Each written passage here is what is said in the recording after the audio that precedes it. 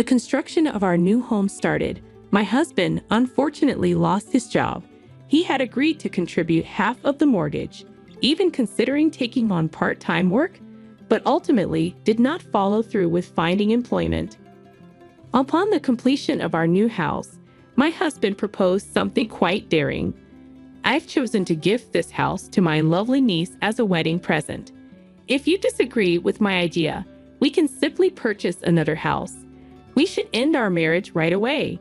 Surprised by his secret, I quickly agreed to divorce if that's what he wanted. John grinned, believing he had succeeded. After swiftly filing for divorce, he inquired about the division of property, which caused a noticeable shift in his attitude once I revealed that I knew his secret. With the help of another person, his original plan veered off course, resulting in a remarkable turn of events. We had been married for 3 years. Next year, I will be celebrating my 30th birthday, and my husband, who is in his mid-30s, talked about the possibility of having children. Given the physical demands of childbirth and the unpredictability of our current health, I decided to have children before reaching my mid-30s and discussed it with my husband. He recommended taking time before starting a family. If it felt overwhelming, he mentioned wanting children, but recognized that our current home was too small for a family, suggesting we think about purchasing a house. Raising children involves significant financial commitments, and purchasing a home may entail almost 3 decades of mortgage payments. By that time, my husband will probably be in his mid-60s and retired. I wanted to avoid placing any financial strain on our children. My mother balanced a full-time job with raising me, taking care of the house, and supporting my father until she retired. I always looked up to her and chose to balance work with taking care of the home. With determination, we meticulously planned for our home, selecting a builder and initiating our new home project. Luckily, we had some savings, so we opted to increase our down payment to prevent any potential mortgage difficulties down the road. Right when everything seemed to be falling into place, my husband's company went bankrupt, leaving him without a job or any severance pay. I asked him if there were any signs of the company's impending failure, but he snapped back, saying he couldn't have known since he wasn't an executive. One morning, he found himself unable to enter his workplace due to a notice announcing the company's bankruptcy the day before.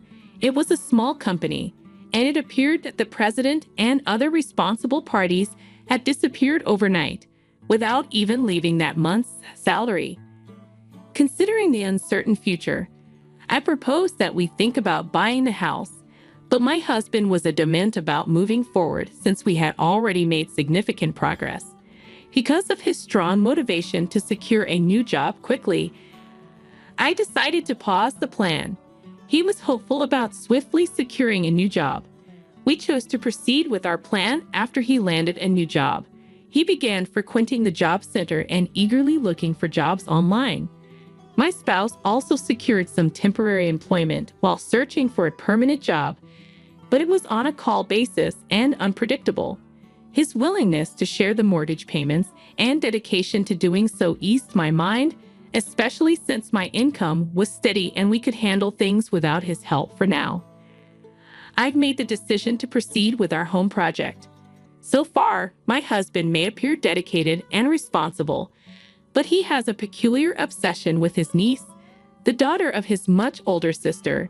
She became a mother at a young age, and my husband, who became an uncle early on, showered his niece with love and attention. Even though they lived far apart, during occasional visits, he would generously send expensive gifts and give her money that exceeded expectations. On one occasion, he even surprised her with a Christmas present of $1,000, which I thought was too much. When unexpected expenses arose, he chose to prioritize gifts for his niece over our budget, causing me to question his priorities. His kindness toward his niece often left me dismayed. Currently without a job, he didn't use our savings for his niece, but spent extended periods outside, supposedly looking for work, coming back home later than when he had a job. Although his enthusiasm to secure a job was admirable, he started to neglect our home project, leaving all decisions to me. He requested that I take care of all the paperwork, with the intention of having only his name on the joint ownership. I kindly prompted him to take an interest in our home, and he reacted with frustration, mentioning his exhaustion from searching for a job. I was concerned that he might later claim that because I made all the decisions, I should be accountable for the mortgage payments. When discussing payment arrangements, he preferred to maintain his personal savings until securing a job, focusing on future emergencies rather than immediate needs. He strongly suggested that I take over the mortgage payments for now, which seemed much more convenient for him than our original agreement. I asked him to sign a loan agreement for the duration I would be covering the mortgage, wanting to establish my position. He kept expressing his concerns, but eventually agreed when he understood that pushing him about his job search could cause problems. John has promised to reimburse me for half of the mortgage payments I covered while he was unemployed once he finds a new job. I managed to obtain his signature on the agreement and kept it safe in a place where he wouldn't stumble upon it. However, there were several occasions when the commitments we first made unraveled before our new home was finished. First, John, who had mentioned he would secure a job swiftly and wouldn't be selective, struggled to find employment as the completion of our new home neared. In addition, he turned down multiple offers from the temp agency he signed up with, providing different reasons. Hated the idea of supporting a husband who made no effort, so I pressed him to find a job many times, but he always dodged the issue, leading to more arguments. During this time, our new home was finished and prepared for us to move in. However, given the circumstances, the idea of moving in with John appeared challenging. Actually, I had collected different pieces of information since he lost his job, such as his ongoing struggle to secure employment. I have several things I'd like to confirm and discuss. When John was heading to the job center, I went up to him as usual. "Would you like to spend today with me?" I mentioned to him that there was something important I wanted to discuss. John attempted to steer the conversation away, emphasizing that securing a job was his main focus. He suggested discussing it later, pointing out that skipping a day at the job center wouldn't make a difference, especially since it was uncertain if he had any interviews lined up.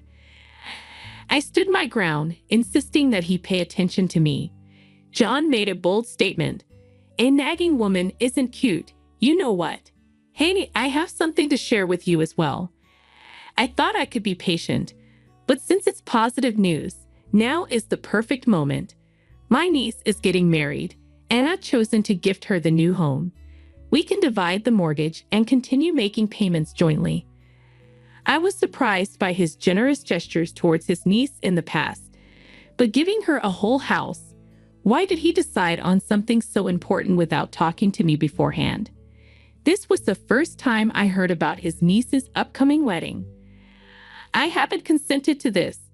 Is this a decision you can make independently? Inquired further. After that, John threatened divorce if I disagreed. He mentioned the idea of constructing a new home, but there has been no progress so far. He was unable to find a job. However, he continued to make vague commitments about securing employment. Although his words seemed believable, his behavior did not align. I chuckled in amazement at his words, as I had already expected his outlandish idea of giving a whole house to his niece. That matter must be related, right? I was curious to see his reaction, so I asked him a lot of questions. "Are you kidding? Currently, I am not employed. You're generously giving your niece a house that still has a mortgage on it. Do you think she'd be pleased with that? How could someone think of giving away a house that we're still paying a 30-year mortgage on? Furthermore, presenting a house with an outstanding mortgage as a gift for a celebration appears to be transferring a significant financial responsibility, which is quite shocking. I'd also inquired about what this meant for our plans to start a family, considering we bought the house for when our family expands. John confidently replied to my questions, stating he wouldn't be affected by a divorce. He'd avoided answering my questions and only mentioned the possibility of divorce without providing any explanation. It felt like we were from different worlds, making conversation nearly impossible. There were several topics I had planned to talk about, but it turned out that John was more difficult than I had expected. I was considering discussing divorce, so I quickly agreed to his suggestion. If you agree to my terms, including leaving the house and finalizing our divorce, I will listen to anything, John said. You can go ahead and file the divorce papers first. But I prefer to settle the division of property after the divorce is officially finalized. I also want to get ready for living on my own, so let's sort everything out once you calm down, I told him. John was amenable, stating he would adhere to my requests as long as he could initiate divorce proceedings right away. Actually, my intention to get ready for living alone was just an excuse. I have one more thing to take care of. I informed John that I required some time to get ready for living by myself as a tactic to delay without him catching on. After some time, I finished all my pending tasks and was just waiting for the perfect time to reach out to John. Then, maybe feeling a bit antsy or stumbling upon something, he reached out to me initially. How can I help you today? Why is our new home being listed for sale? That was meant to be a present for my niece, and it's something we both own anyway. He was upset over the phone, accusing me of selling our jointly owned home without his knowledge and refusing to listen to anything I had to say. After allowing him to express his feelings, I replied, I was aware that you were attempting to shift all the payments onto me. Did you actually believe it was still jointly owned? You seemed very eager to get a divorce. I assumed you would have double-checked that detail. When you requested joint ownership, it was arranged accordingly. But I decided to change the ownership because I was concerned that he would avoid payments and try to claim the house as his own. After the house was completed, he began acting strangely, believing he could keep his true intentions hidden. He adamantly claimed the house was for his niece, convinced that no one suspected him. I managed to pay off the entire mortgage using my savings. Little did John know, my parents had sold the land inherited from my grandfather to provide cash for a payment. My parents always preferred purchasing things outright instead of taking out loans, which they considered to be uncertain and risky. They helped me out financially so I could purchase the house outright. I had thought about taking their advice, but then John lost his job. Worried that his behavior might worsen if he found out about the money, I chose to stay quiet. Furthermore, I questioned whether he would reimburse me if I paid for everything. I refrained from informing him to avoid overshadowing my parents' kindness. John was very upset when he found out about the ownership change and blamed me for not keeping our promise about the house. Is the house still standing?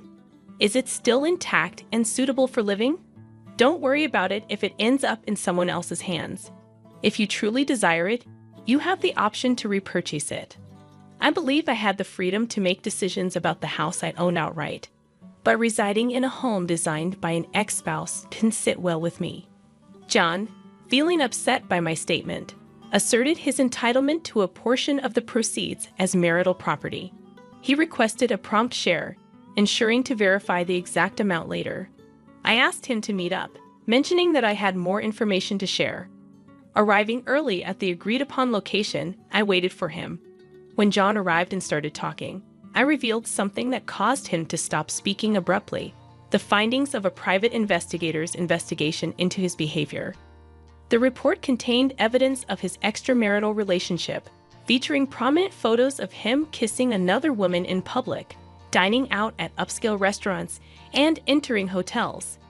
It was mentioned that even though John had initially searched for a job after losing his job, he eventually started meeting the other women frequently, stating that he was single and having difficulty finding work because of the recession, which made her feel sympathetic towards him. He appealed to her sympathy and persuaded her of his financial struggles, which ultimately led her to provide him with financial assistance, behaving in a way similar to a con artist proposing marriage. I felt unwell upon discovering that he had intensified divorce discussions due to his frustration with various issues, such as the mortgage and his lack of empathy. The other woman was more accommodating and understanding, making it easier for him to control her compared to me, intending to replace me with her. The tale of giving the house was simply a strategy to speed up our divorce, an excuse he believed he could use if I declined. However, he was incorrect in believing he had influenced me. Actually, I was the one behind it all.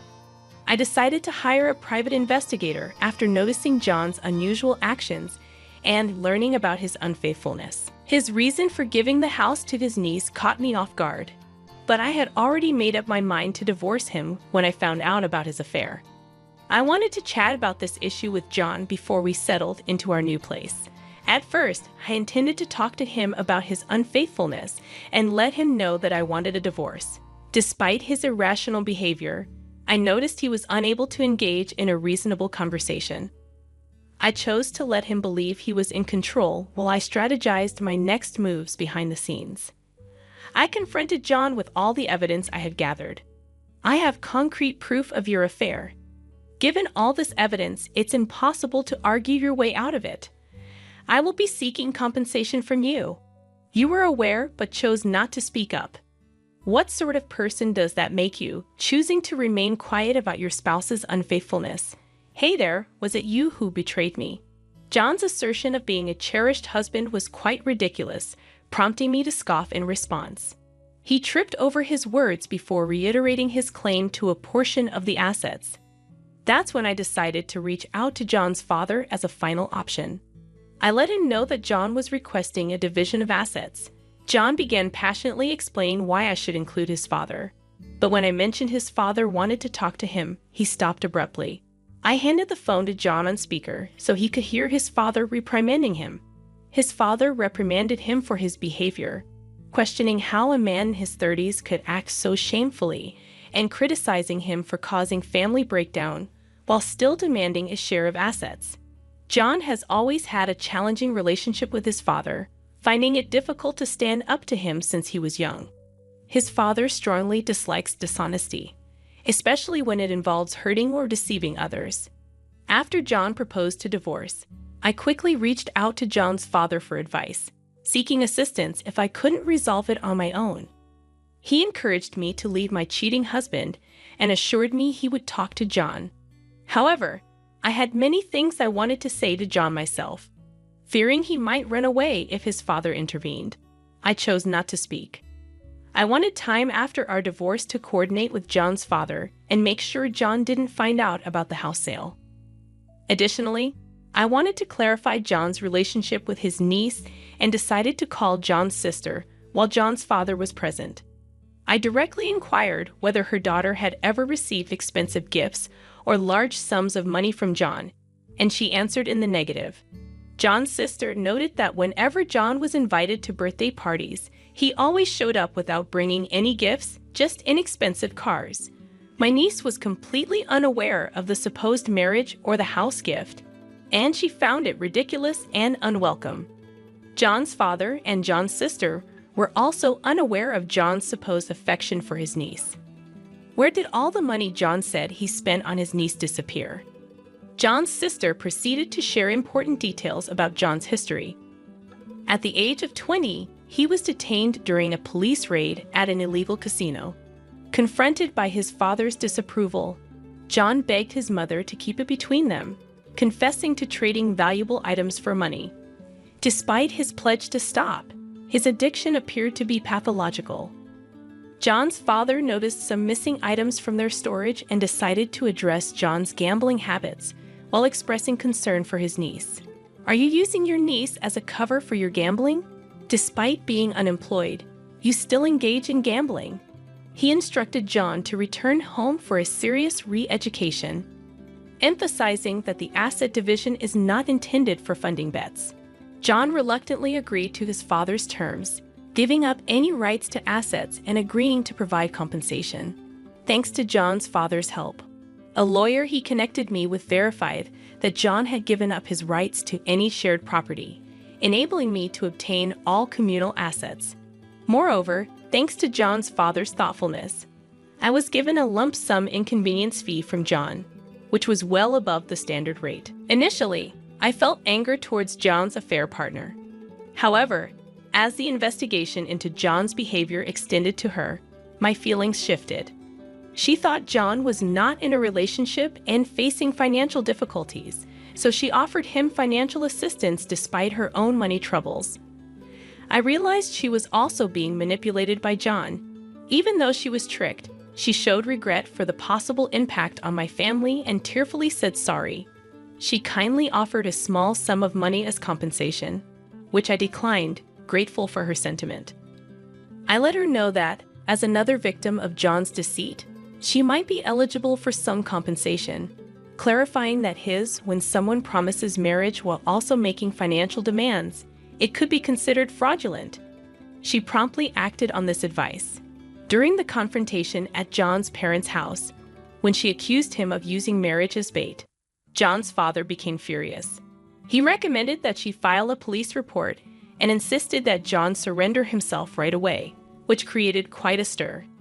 John humbly asked for forgiveness from his affair partner and his father, promising to return all the money he had swindled to prevent police intervention. His limited savings were entirely used up in repaying his affair partner and handling the damages, leaving him with no money. After retiring, John's father had ample time to keep a close eye on John, enforcing strict supervision that made a prison seem lenient. John's efforts to evade the surveillance were brief. He returned to his father's doorstep within 2 days due to hunger. John's father was upset by John's indecisiveness about staying or leaving, leading him to disown John and express his disappointment. Now that the house is sold and I have the proceeds, I'm looking forward to investing in some personal rejuvenation. I secured a top-floor apartment in a building I've always dreamed of living in. I look forward to savoring the view, indulging in delicious food, and cherishing the time away from John, recognizing the years spent together. I had his child. Get out, you old hag. Rue had a triumphant look on her face. I quietly stared at her. Rue is Charlton's mistress. I don't know where he found her, but suddenly, she appeared in our lives.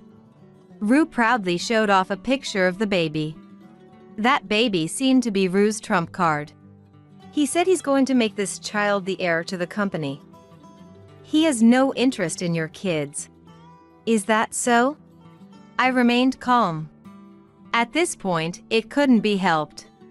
Rue would soon fall from her high horse. Rue, that child isn't your trump card. Charlton will trap you with him and it will lead to your downfall. My name is Susan, 35 years old. My husband, Charlton, is the president of his company. He took what was once a small family workshop and turned it into a large corporation. Charlton is like that, but to be honest, our relationship isn't good. Charlton and I had an arranged marriage. Our parents hit it off before we really got to know each other, and our marriage followed. I didn't know how to go against my parents, so I married Charlton without hesitation or doubt. And I regretted it. Charlton is disciplined but even more of a womanizer. Even before our marriage, he had several mistresses. Who do you think you have to thank for being able to call yourself the president's wife? Charlton would regularly ask me that. I was teaching our son in his room when I looked up and replied, "Because you worked hard to grow the company." That's right. I gave the same answer as before, but Charlton, unbothered, was still pleased. You're lucky. You just happened to meet me and my parents liked you. That's the only reason you're in this position. So, you want to replace me with another woman? I responded with a cheerful laugh. Charlton had a grim look on his face. It's not like that. Then why do you ask such things? To make you understand. You are living comfortably solely because of my efforts. Yes, yes. I was fed up with conversations with Charlton. Charlton always looked down on me. I am plain in looks and I have no particular talents. He may regret marrying such an uninteresting woman.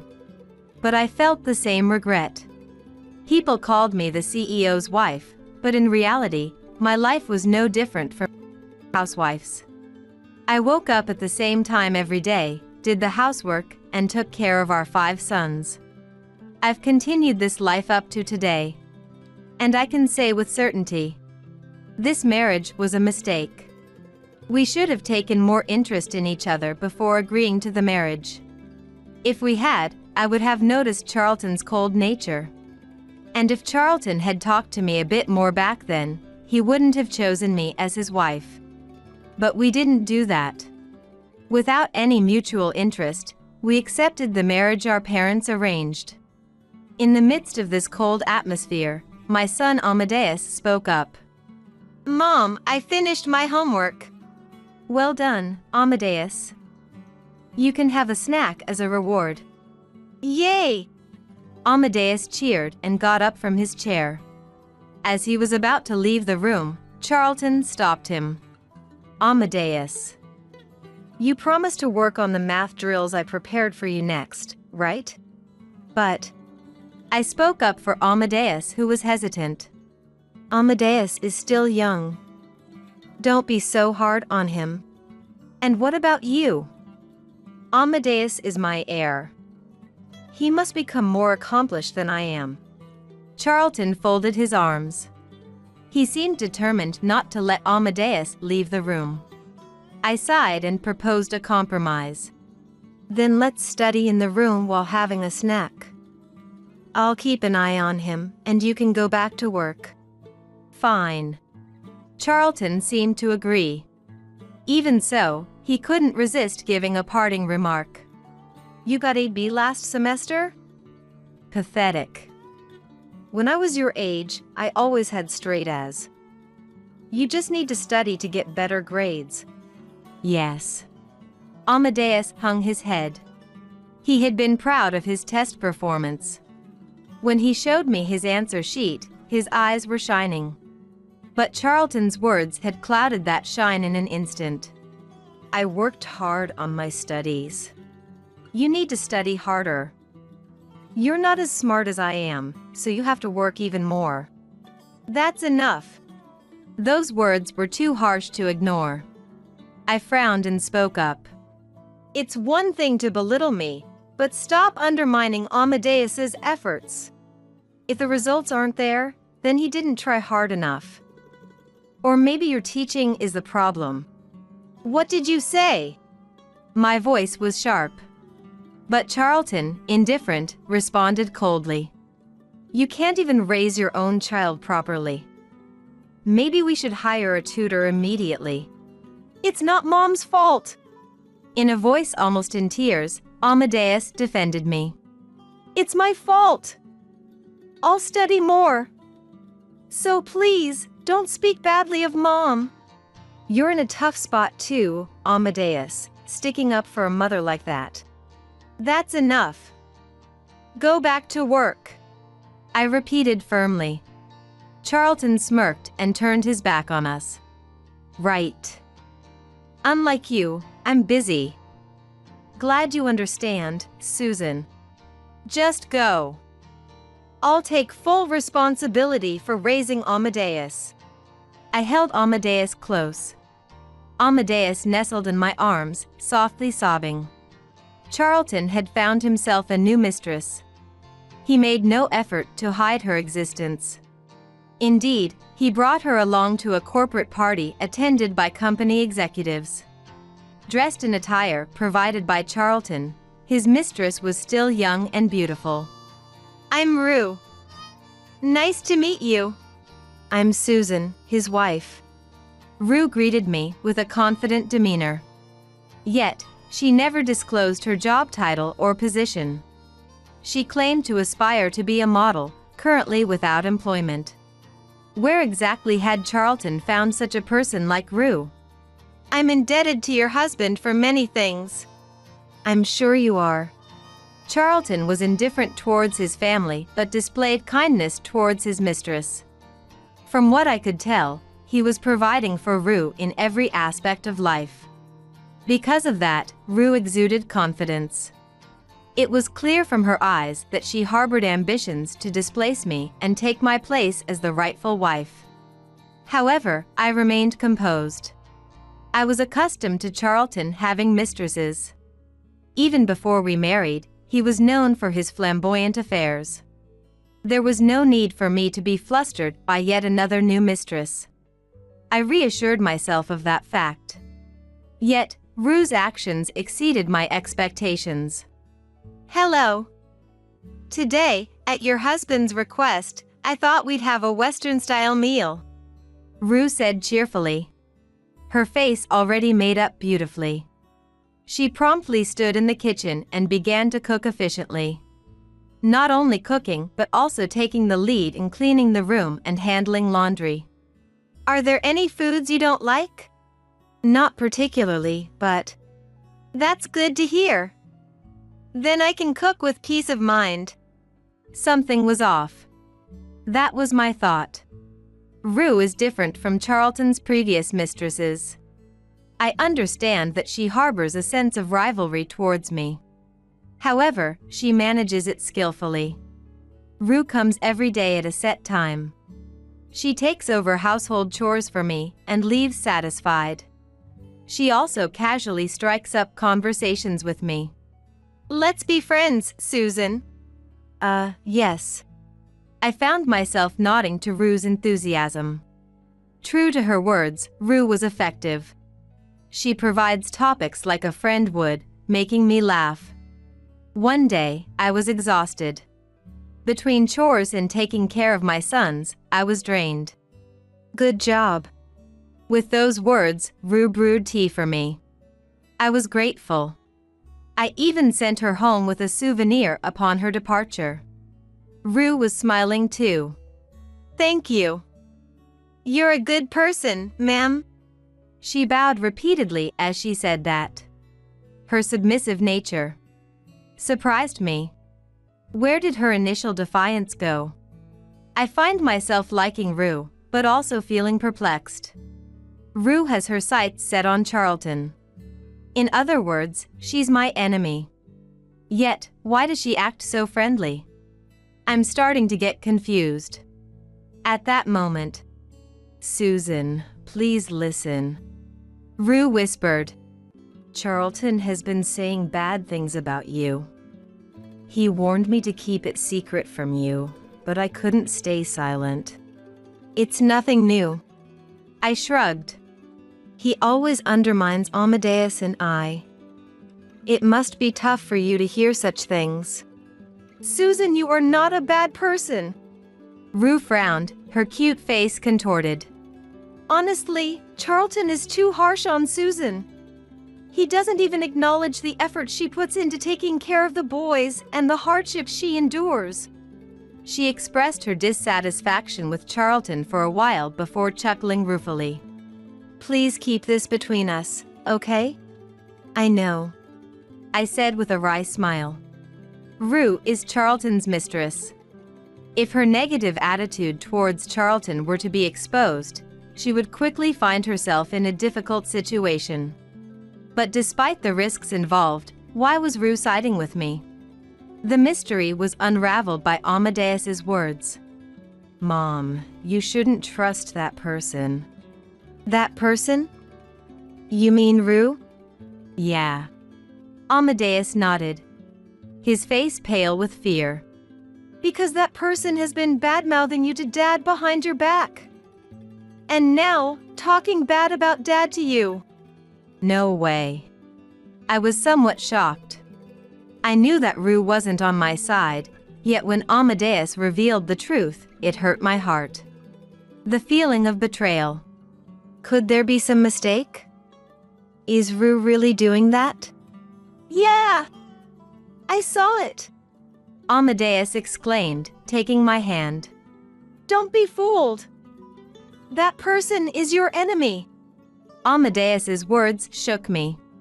I couldn't afford to laugh off Rue's words as usual, even if she spoke things that seemed considerate. "Susan, Rue looked at me with concerned eyes. "Are you okay, ma'am? Are you feeling unwell?" "It's not that." I hurriedly shook my head. Inside, I was conflicted. Should I confront Rue with the truth, or should I continue our relationship as if nothing had changed? I finally mustered up the courage to speak. "My son told me something interesting," I began, my voice trembling slightly. "He said you badmouth Charlton when you're with me, and then turn around and talk trash about me to Charlton." "What?" Rue's face contorted, a mix of shock and something else I couldn't quite place. For a split second, her eyes widened in what looked like fear, but then that familiar smile returned, a bit forced this time. Well, she said, her tone suddenly nonchalant. "I guess the cat's out of the bag, huh?" "Rue, what on earth were you thinking?" I demanded, feeling a surge of anger and betrayal rise within me. "Isn't it obvious?" She retorted, her sweet demeanor completely gone now. Her voice had taken on a callous, almost a bored quality that sent chills down my spine. "I was trying to drive a wedge between you and Charlton," she continued, examining her perfectly manicured nails. "But now that I think about it, I probably don't need to bother anymore." "What's that supposed to mean?" I asked, my heart racing as I braced myself for whatever bombshell she was about to drop. Rue laughed then, a sound that was more triumphant than joy. It was the laugh of someone who thought they'd won, and it made my blood run cold. "I've had Charlton's baby," she announced, her eyes glittering with malice. "So why don't you just divorce him and get out of our way, you old hag?" Her smile was downright demonic as she stared me down, clearly relishing my shock and pain. Then, as if to twist the knife further, she pulled out a photograph and thrust it in my face. "This is my son," she declared proudly. "When did you? How?" I stammered, feeling like I'd been punched in the gut. I sank into the nearest chair, my legs suddenly too weak to support me. This was Rue's true nature, finally revealed in all its ugly glory. I had been so foolish, so trusting. I'd confided in her about my frustrations with Charlton, never realizing she was using every word against me, inching her way closer to my husband all the while. "Charlton says he's going to make our son the heir to the company," Rue continued, twisting the knife even deeper. "He told me he's not interested in any of the children he had with you." "I see," I replied, my tone suddenly as cold and formal as hers.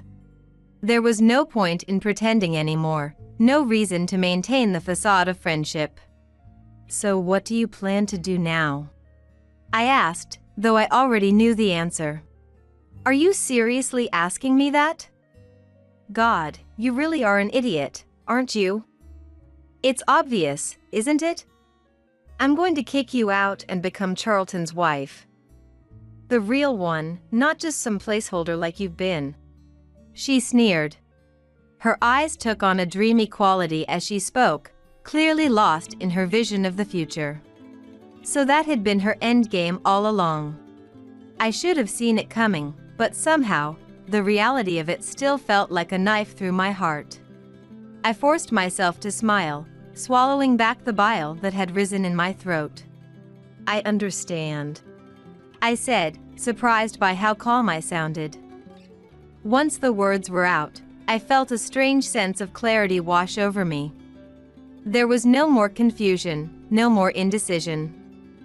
I knew exactly what I had to do. "Here, divorce papers. I'll be taking Amadeus with me," I said, reaching into a nearby drawer and pulling out a stack of papers. I handed the documents to Rue, who looked momentarily stunned. The truth was, I'd been considering divorce for a long time now. In a way, this was almost perfect timing. Rue stared at the papers in her hands, clearly caught off guard by my quick action. But when she regained her composure, her face twisted into a scowl. "What?" No, you need to take all of them with you. She snapped. I don't think so. I replied, shaking my head firmly. Because these children. I trailed off, realizing this was no joking matter. I'd been taking care of them out of the kindness of my heart all these years, but if I was leaving Charlton, things were different now. Besides, if Rue was so eager to be the new Mrs. Charlton, she should probably know the truth.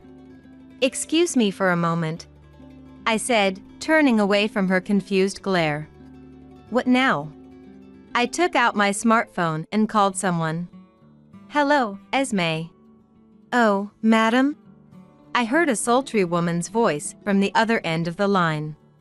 I explained the situation to her. Our Charlton has had a child with a new mistress.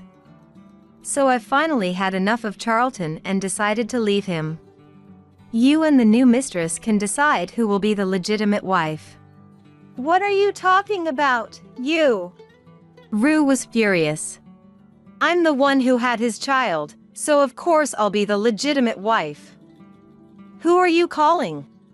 By that logic, Esme, who has had 4 of Charlton's children, would be more suitable as the legitimate wife, wouldn't she? I tilted my head. In contrast, Rue looked horrified and stepped back. 4 children! Yes. Amadeus is my child, but the 4 older ones are Esme's. Esme has been aiming for the position of legitimate wife for a long time. I introduced her and then pointed the smartphone at Rue. Esme's voice came through the speaker. Honestly, I thought my turn would never come. I've turned 30 while waiting. Coincidentally, Esme and I were the same age. However, unlike me, Esme was a tall beauty. All her children looked like Charlton, so they didn't resemble her at all. Even so, Esme was the prime candidate among all the mistresses. Before I married Charlton, he was already involved with Esme and had children with her. But before the marriage talks between Charlton and Esme could proceed, his parents took a liking to me. What an interference. Esme spoke with a tone of exasperation. So, if the madam is going to divorce, this time I will become Charlton's wife. How dare you come out of nowhere and act high and mighty? Rue retorted, unwilling to back down. He said our child would be his heir. He told me the same thing every time I had a son. It's Charlton's favorite line. But in truth, I don't think he has any plans at all. What do you mean by that? He hasn't decided who will be his heir. There was a certain conviction in Esme's words. It was probably a statement backed by her own experiences. And indeed, I had similar experiences myself. Charlton always said that Amadeus would be his successor and disciplined him harshly every day, but it was nothing more than a way to vent his stress. By being strict with his children, he indulged in the image of a good father who cared about their future. That's all? Is that the end of the conversation? Yes. I nodded, and Esme yawned. Then I'm going to sleep. I have work tonight. Good night. I hope everything turns out well. Acting all smug, Esme muttered before ending the call. Rue held her head in her hands. You've got to be kidding me. I'm not joking. Charlton had suddenly appeared at the entrance of the room. Charlton! Rue's face lit up. To Rue, Charlton was her ally. After all, she depended entirely on Charlton for her livelihood. However, Charlton betrayed Rue's expectations. With a stern expression, he rebuked her. Rue! How dare you act on your own? But Charlton, you said our child would be your heir. That doesn't mean I ever said I would make you my wife. No way!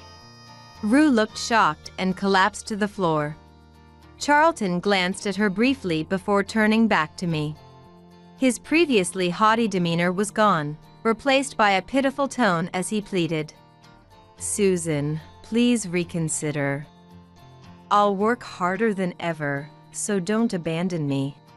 What do you mean? Rue blinked in confusion. Charlton continued to beg, taking my hand. Seeing no reaction from me, he fell to his knees. Charlton! Please, I'm begging you. No, I said with a smile. I've made up my mind. I'm divorcing you. You can choose your next wife as you please. Exactly. Rue chimed in, echoing my words. Why are you so fixated on her? You always spoke ill of her. You don't understand anything, Charlton said, on the verge of tears. Our company grew thanks to her parents. The world thinks it's all my doing, but that's not the truth. Huh? Rue's face was a picture of disbelief. No wonder. She had approached Charlton, believing in his business acumen. It was time for me to reveal the truth. My parents are executives in a globally influential company. They used their influence to sing Charlton's praises far and wide. That garnered trust and attention from other businesses, allowing him to rise to his current position. No way. Rue looked as if the life had been sucked out of her. To her, this truth was unbearably harsh. Charlton clung to me, affirming my words. If your parents abandon me, I'll be drowning in debt again. Debt? Rue screamed. What do you mean, Charlton? Charlton averted his eyes, clearly embarrassed. I took over, explaining instead. He used to be swamped in debt because his business wasn't going well. He acted as if everything was fine in front of his mistresses, but he was in even more financial trouble due to all the gifts and support he provided them. So, Charlton's success wasn't due to his skills, but because of your parents' influence? Exactly. I nodded with a smile. I looked at the divorce papers once again. I've already signed. If you don't agree to the divorce, I'll tell my parents about how you've been treating me. Please, don't do that. Charlton's voice was desperate. It seemed he was aware that his treatment of me had been unfair.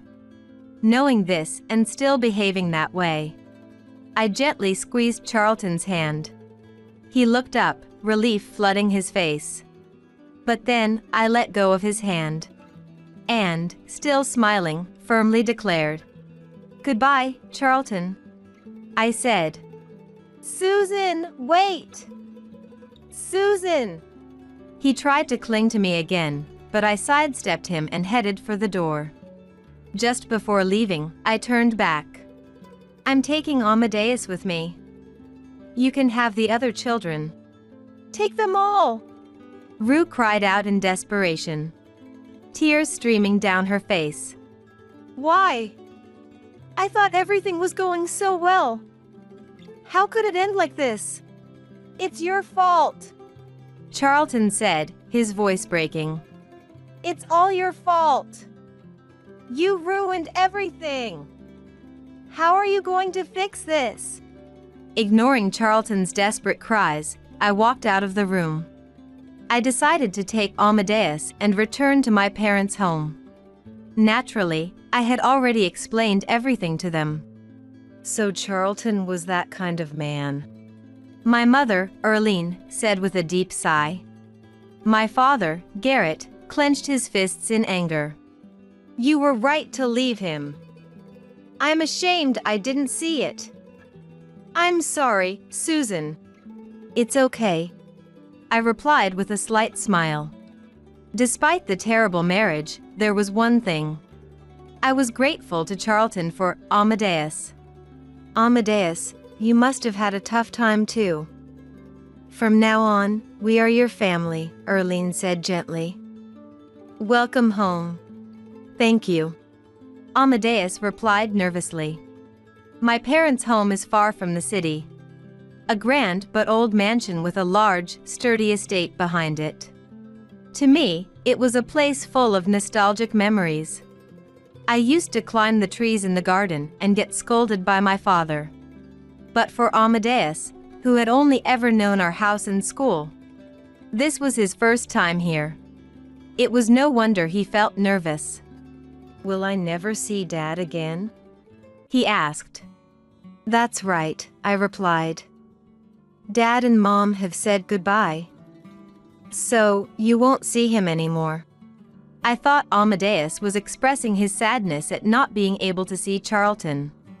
But at the next moment, Amadeus shouted with joy. "Great! I won't have to be scolded by Dad or see Mom being bullied anymore." "Amadeus, that's right. You don't have to see your mean dad anymore." Saying this, I hugged Amadeus. Returning to the room I once used, I felt a strange emotion. It was preserved exactly as it had been during my time here, impeccably clean. There wasn't a speck of dust on the desk. My mother must have cleaned it every day. I'm grateful for that. I sat down in the chair and silently stroked the desk for a while. At that moment, my smartphone vibrated with an incoming call. It was from Charlton. "What is it?" "Susan. What did you tell Garrett?" His voice was panicked. I responded calmly. "I told him the truth. How you acted at home, how uncooperative and selfish you were with housework, and how cold you were. How could you do this to me?" Charlton groaned. "The clients Garrett introduced are all saying they want to stop doing business with us. That must be tough."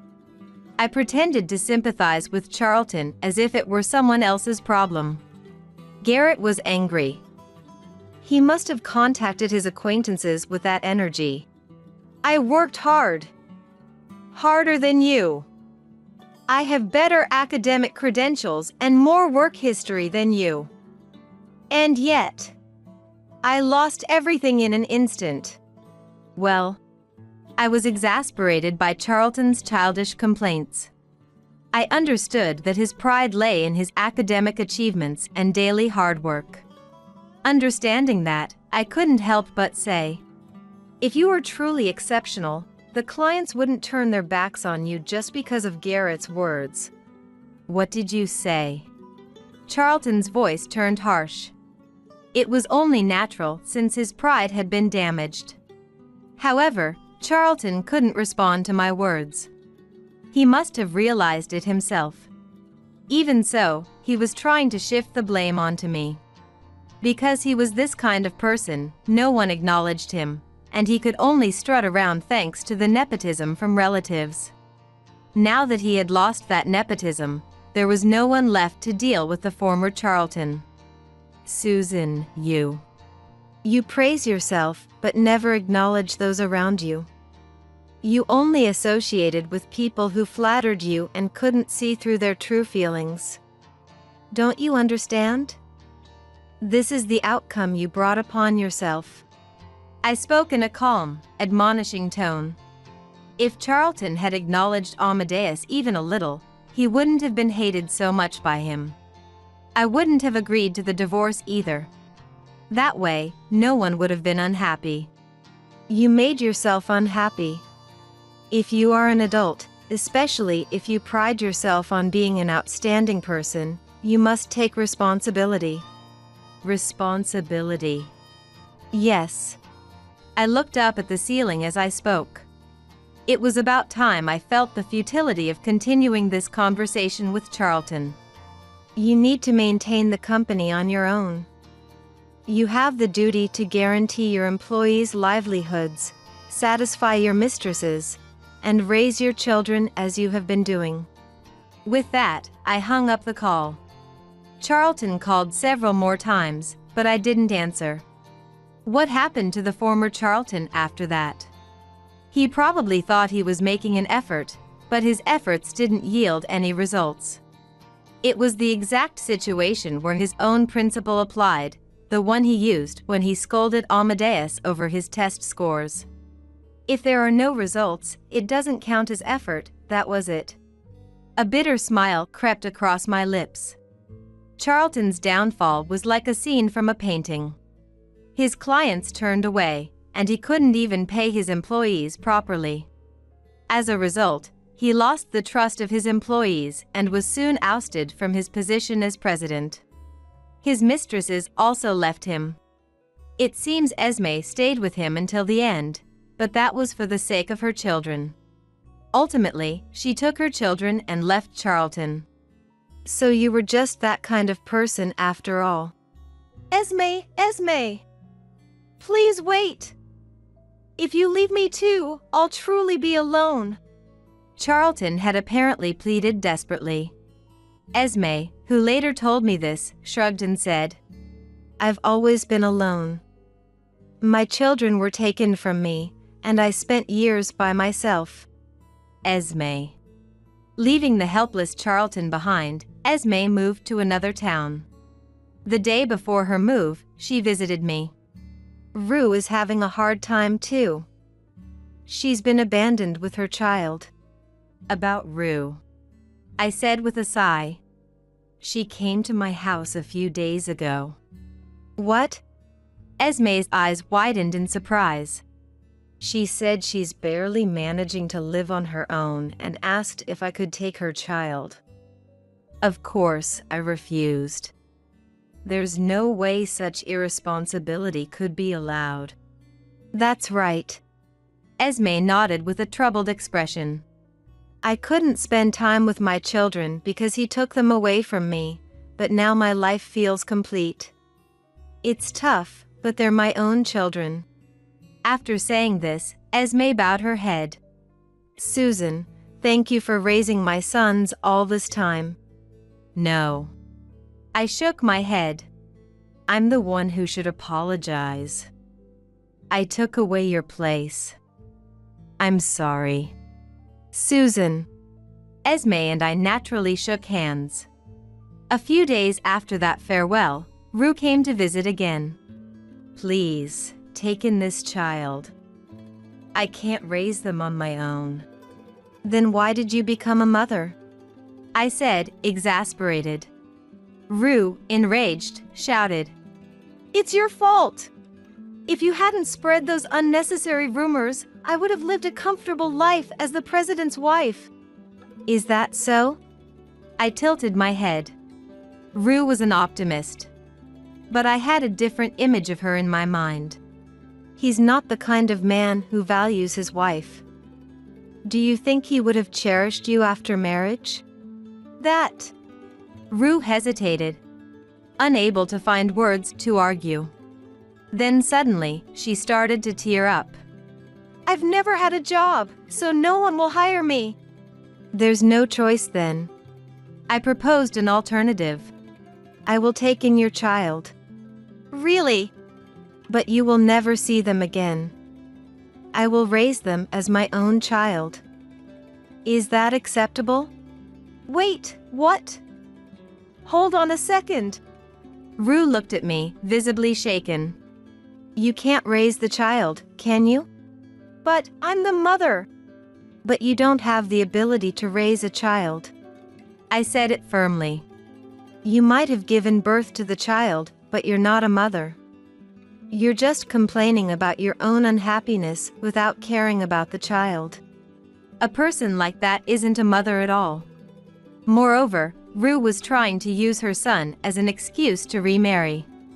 I couldn't leave the baby with someone who saw their child as a bargaining chip.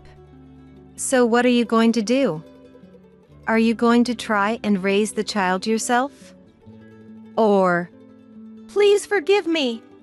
Rue collapsed on the spot, crying. "I'll do anything. Just don't take my child away from me." "So, you'll raise him yourself?" I looked down at the sobbing Rue and crossed my arms. "Let this be a lesson to you.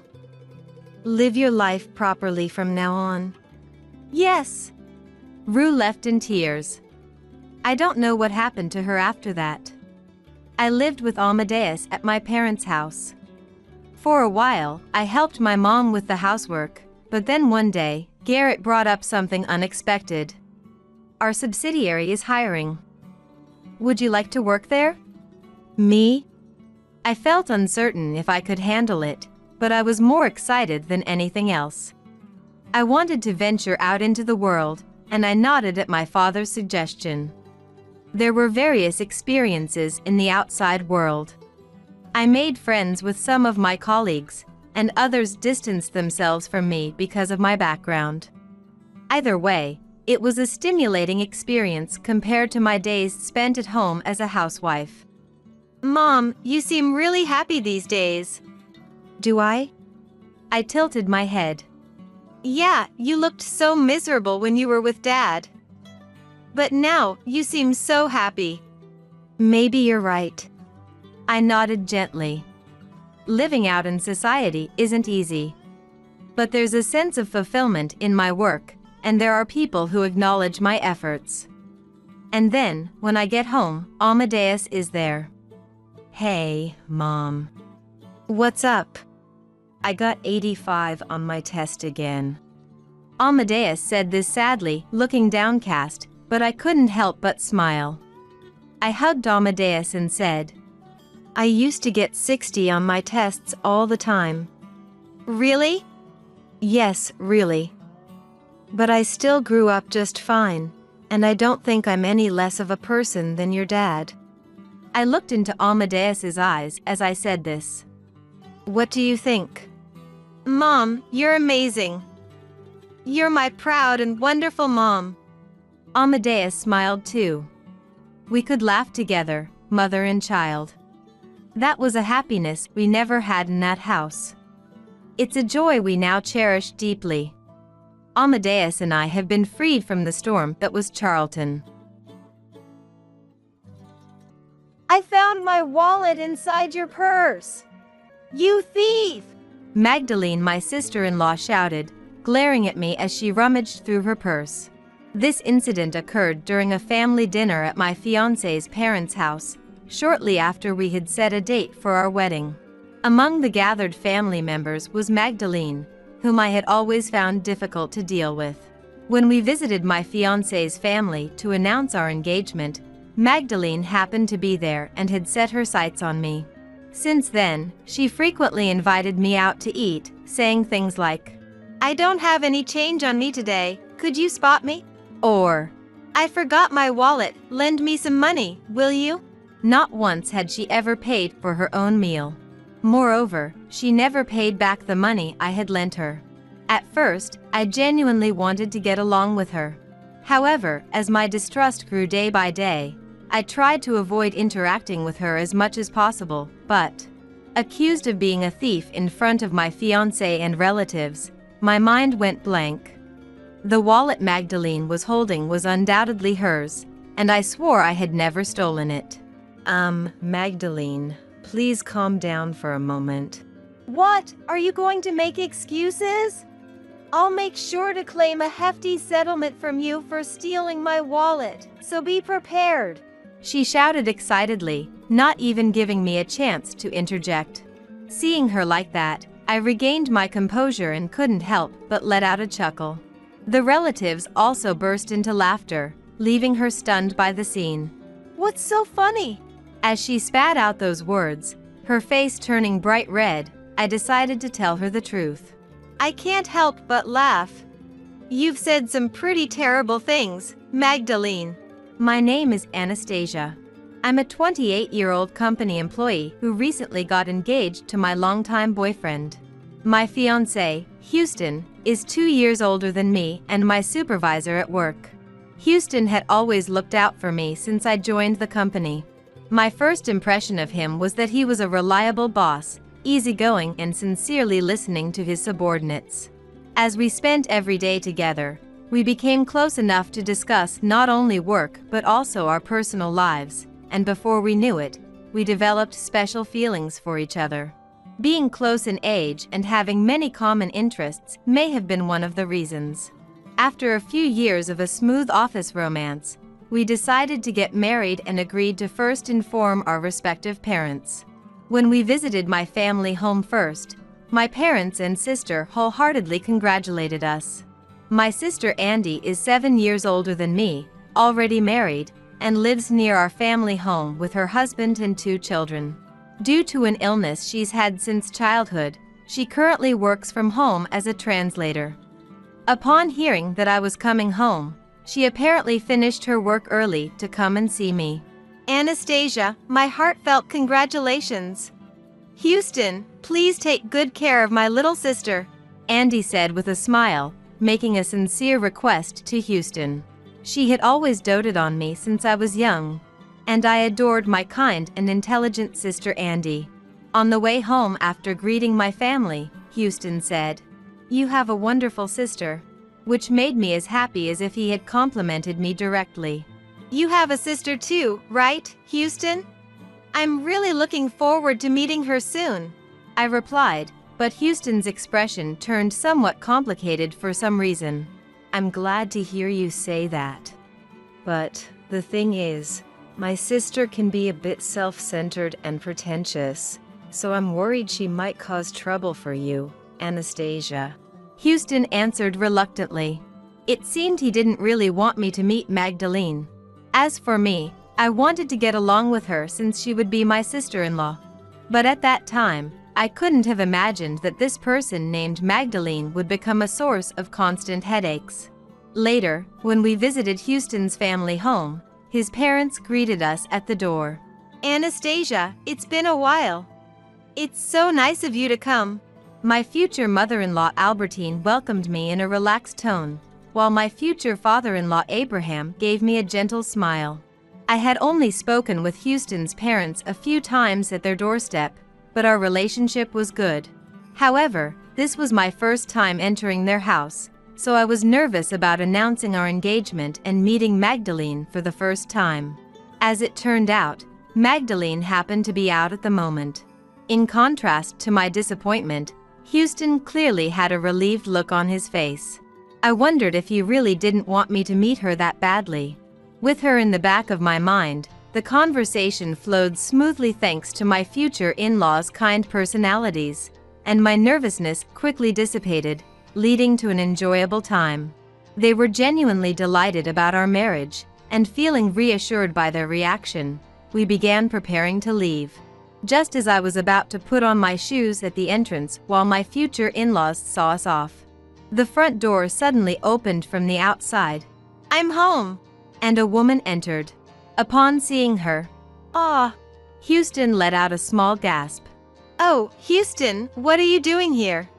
You're leaving already? Since I just got back, stay a little longer, she said. The woman blocking the doorway looked to be in her mid-30s, around the same age as my sister Andy. However, she wore heavier makeup and gave off a strong-willed impression. I immediately realized this was Houston's sister, Magdalene. According to what he had told me, she was divorced in the past and had no children with her ex-husband. It's nice to meet you. I'm Anastasia, and I've been dating Houston.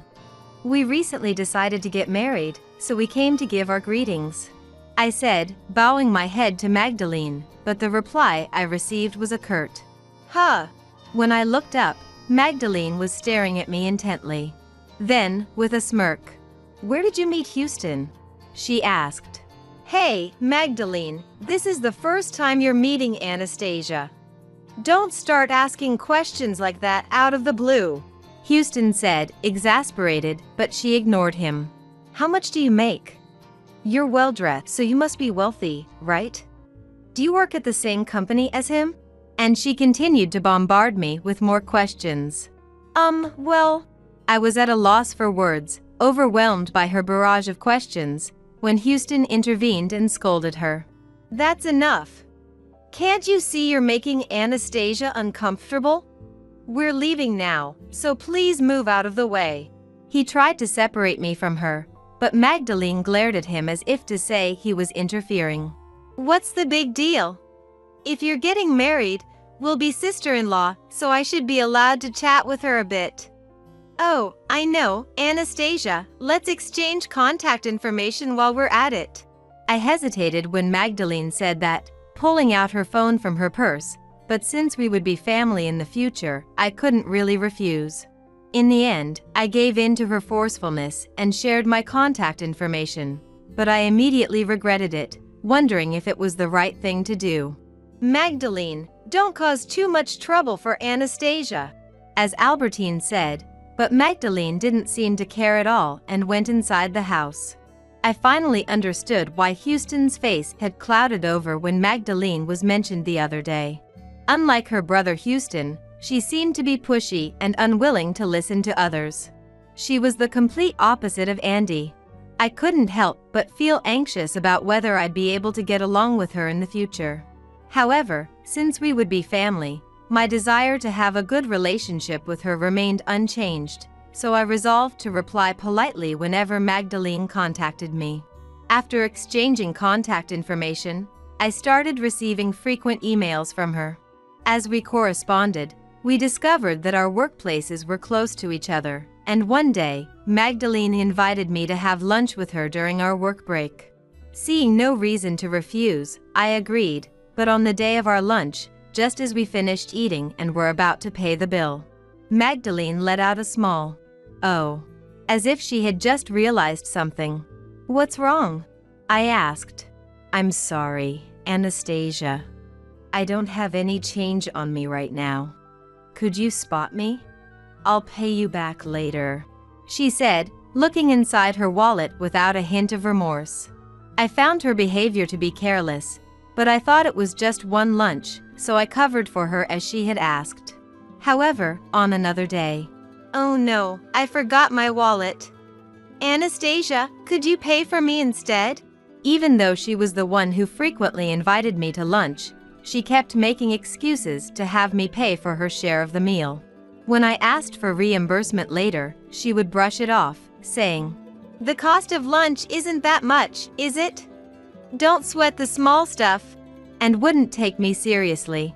Even though a single lunch wasn't a significant amount, she kept inviting me, so my financial burden gradually increased. In the end, even after several months, the money I had paid on her behalf never made its way back to me, and my distrust of her grew day by day. I realized that Magdalene was someone I should avoid as much as possible, and my desire to get along with her had completely disappeared. Recently, when she invited me to lunch, I would make up an excuse to decline and kept my email responses to a bare minimum. I tried to cut ties with her as much as possible, but one day after work, as Houston and I left the company together, someone immediately called out my name in a familiar voice. When I looked in the direction of the voice, I was shocked to see Magdalene standing there. She had been waiting for me to finish work. Look at you two, leaving work together like a happy couple. Magdalene said in a sarcastic tone, causing Houston to frown. Magdalene, do you need something? Houston asked, and she smiled sweetly. Actually, I have plans to have dinner with friends today, but I'm a little short on cash. Anastasia, could you lend me some money? She said to me. Her behavior, as if she had gotten a taste for it, made me feel genuinely disgusted. I'm sorry, but no. You still haven't paid back the money I lent you before. The moment I firmly refused, she became disgruntled. How cold of you! We're family, aren't we? When it comes to family, lending and borrowing money should be no big deal. Besides, you make more money than I do, she said shamelessly, leaving me astonished. Besides, I had never once discussed my salary with her, but she had probably looked into it since Houston and I worked at the same company. Also, I wanted to argue that I didn't recall becoming part of her family yet, but before I could open my mouth, Houston scolded her. Even if we're family, you shouldn't be borrowing money like this. Before going out to dinner, you should pay back the money you borrowed from Anastasia first. If you can't return it right now, then just go home for today. Now wait a minute, Houston, who do you think you're talking to like that? I'm your sister.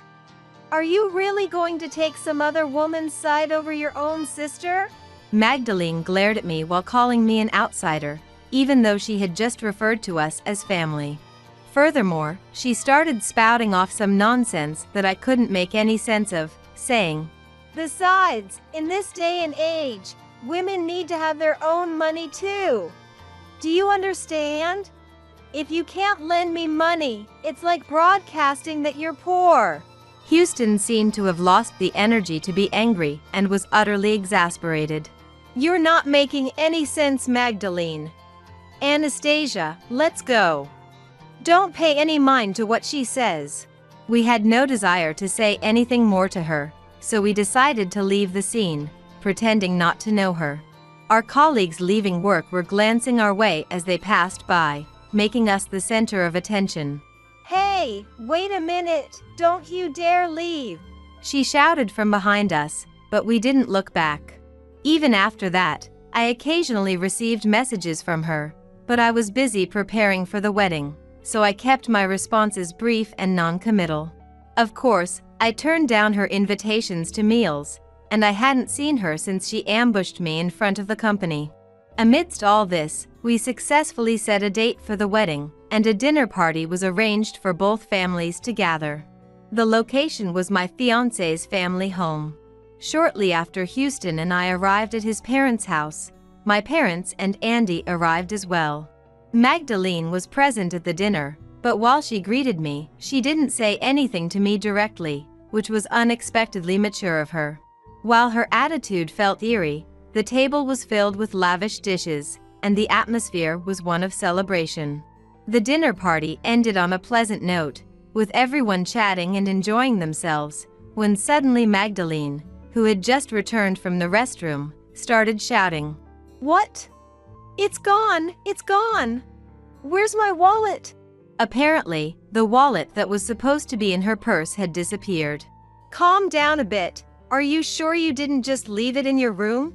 Albertine tried to appease her, but she didn't seem to hear her at all. I'm positive I put it in my bag. That's it, I get it now.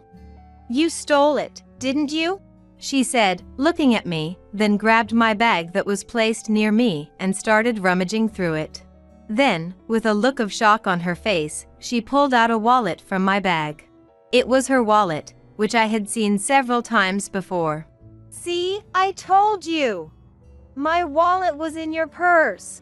Magdalene shouted in a strangely triumphant tone and continued to confront me.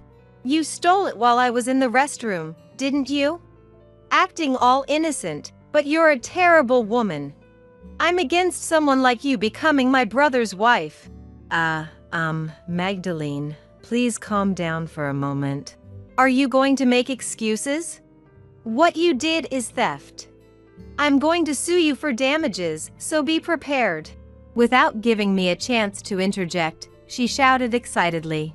However, unable to bear it any longer, I let out a chuckle. Ha ha ha ha. As I started laughing, my parents and Houston also burst into laughter. Faced with this scene, she was stunned at first, but soon her face turned bright red, and she became angry. What's so funny? I can't help but laugh. You've said some pretty outrageous things, Magdalene. Huh? The next person to speak to her, who seemed unable to comprehend the situation, was my sister Andy, who was sitting next to me.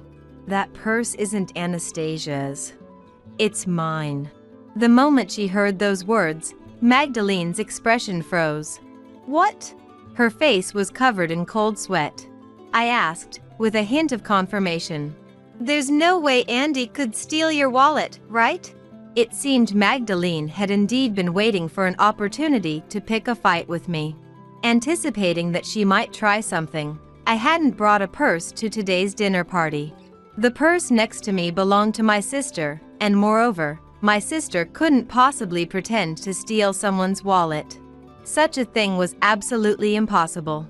Because my sister had been unable to move her legs since childhood due to an illness and used a wheelchair to get around. She couldn't stand up or walk on her own. My future in-laws and Magdalene had seen my sister arrive at the dinner party in a wheelchair.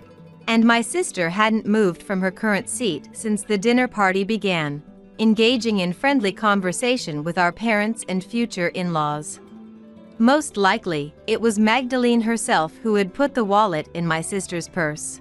The question was, when did Magdalene manage to sneak the wallet in without us noticing? Magdalene, you came near us to greet me and my parents before we started eating, right? At that time, I'm pretty sure you were sitting in a way that hid my purse behind your back. I felt something was off about your behavior. Isn't that when you slipped the wallet in? Andy's calm words resolved my question. Unable to immediately answer the question, Magdalene's eyes darted around nervously. Her reaction was as good as admitting it was true. Cornered with no way to talk herself out of it, Magdalene let out a groan. Ugh! She continued to admonish her in a calm tone. I heard about your personality from Anastasia. We're almost the same age, so why would you go to such lengths to harass her? Please don't hurt my precious Anastasia any further. Hearing these words, I finally realized that my sister was angry. My sister has a gentle personality, but ever since we were young, when she gets angry, her tone becomes quiet and reproachful, which is quite frightening.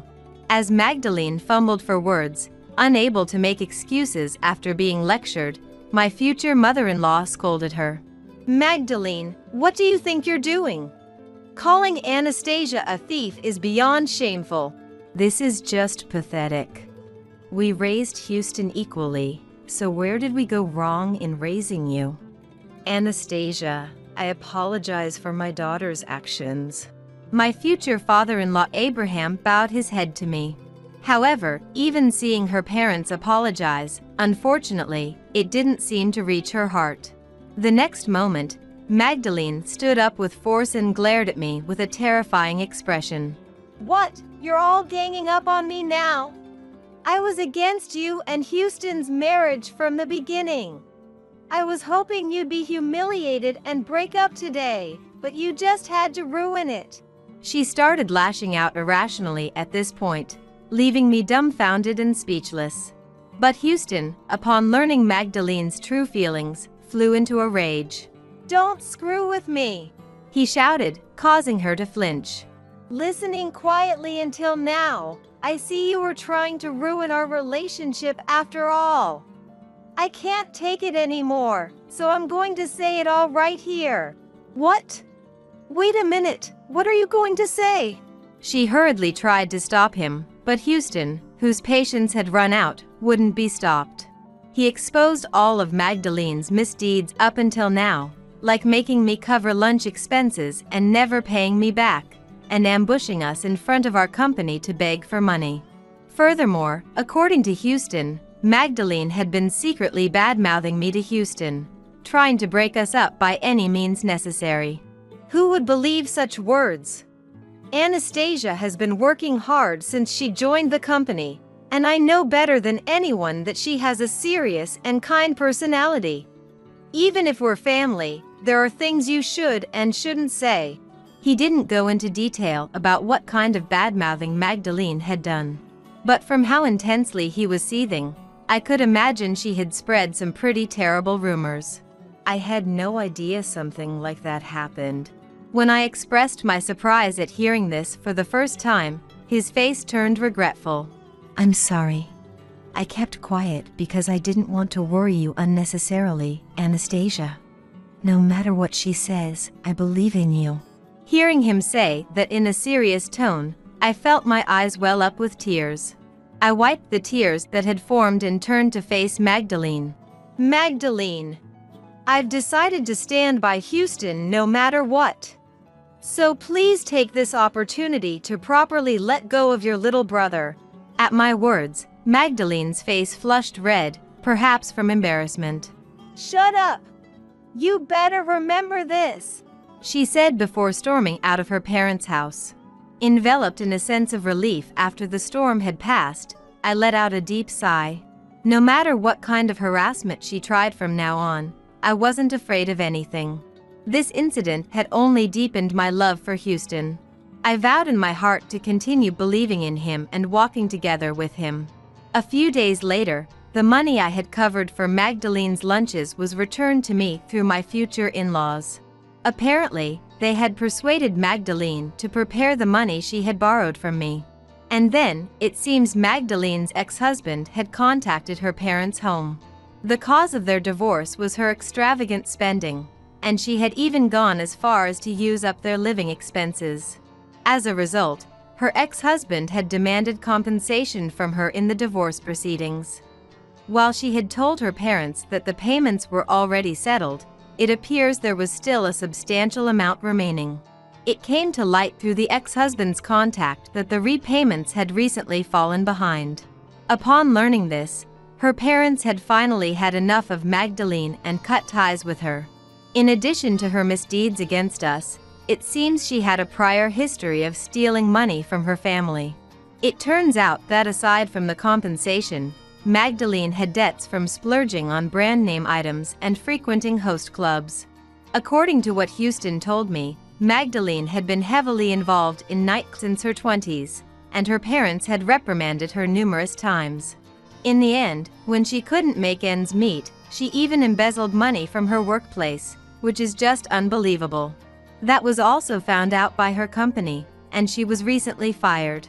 Sometime later, I received a call from Magdalene, who had been kicked out of her parents' home and lost her job. I have no one else to turn to but you, Anastasia. Please, just lend me a little money. She pleaded in a tearful voice, but of course, I refused. Isn't that a bit too convenient for you now?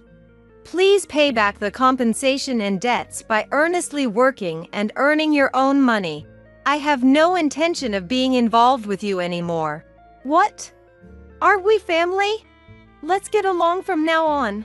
I wanted to get along with you at first too.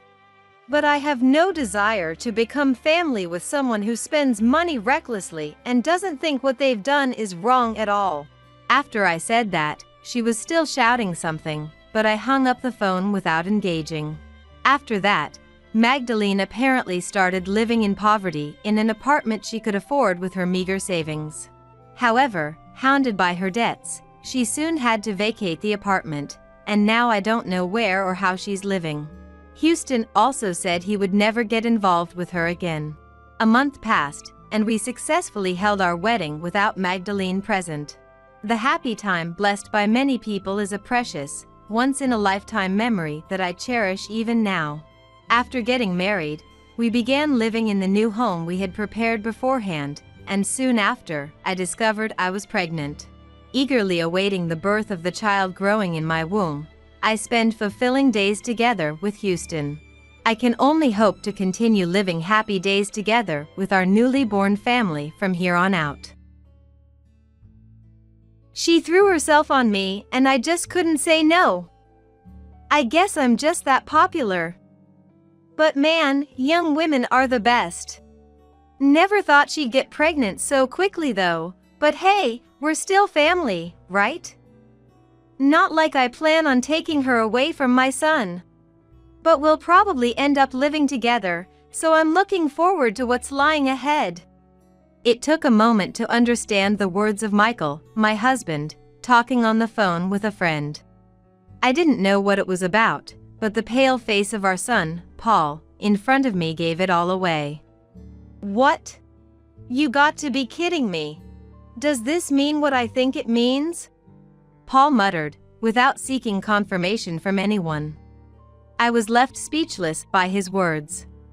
But we couldn't continue living without knowing the truth.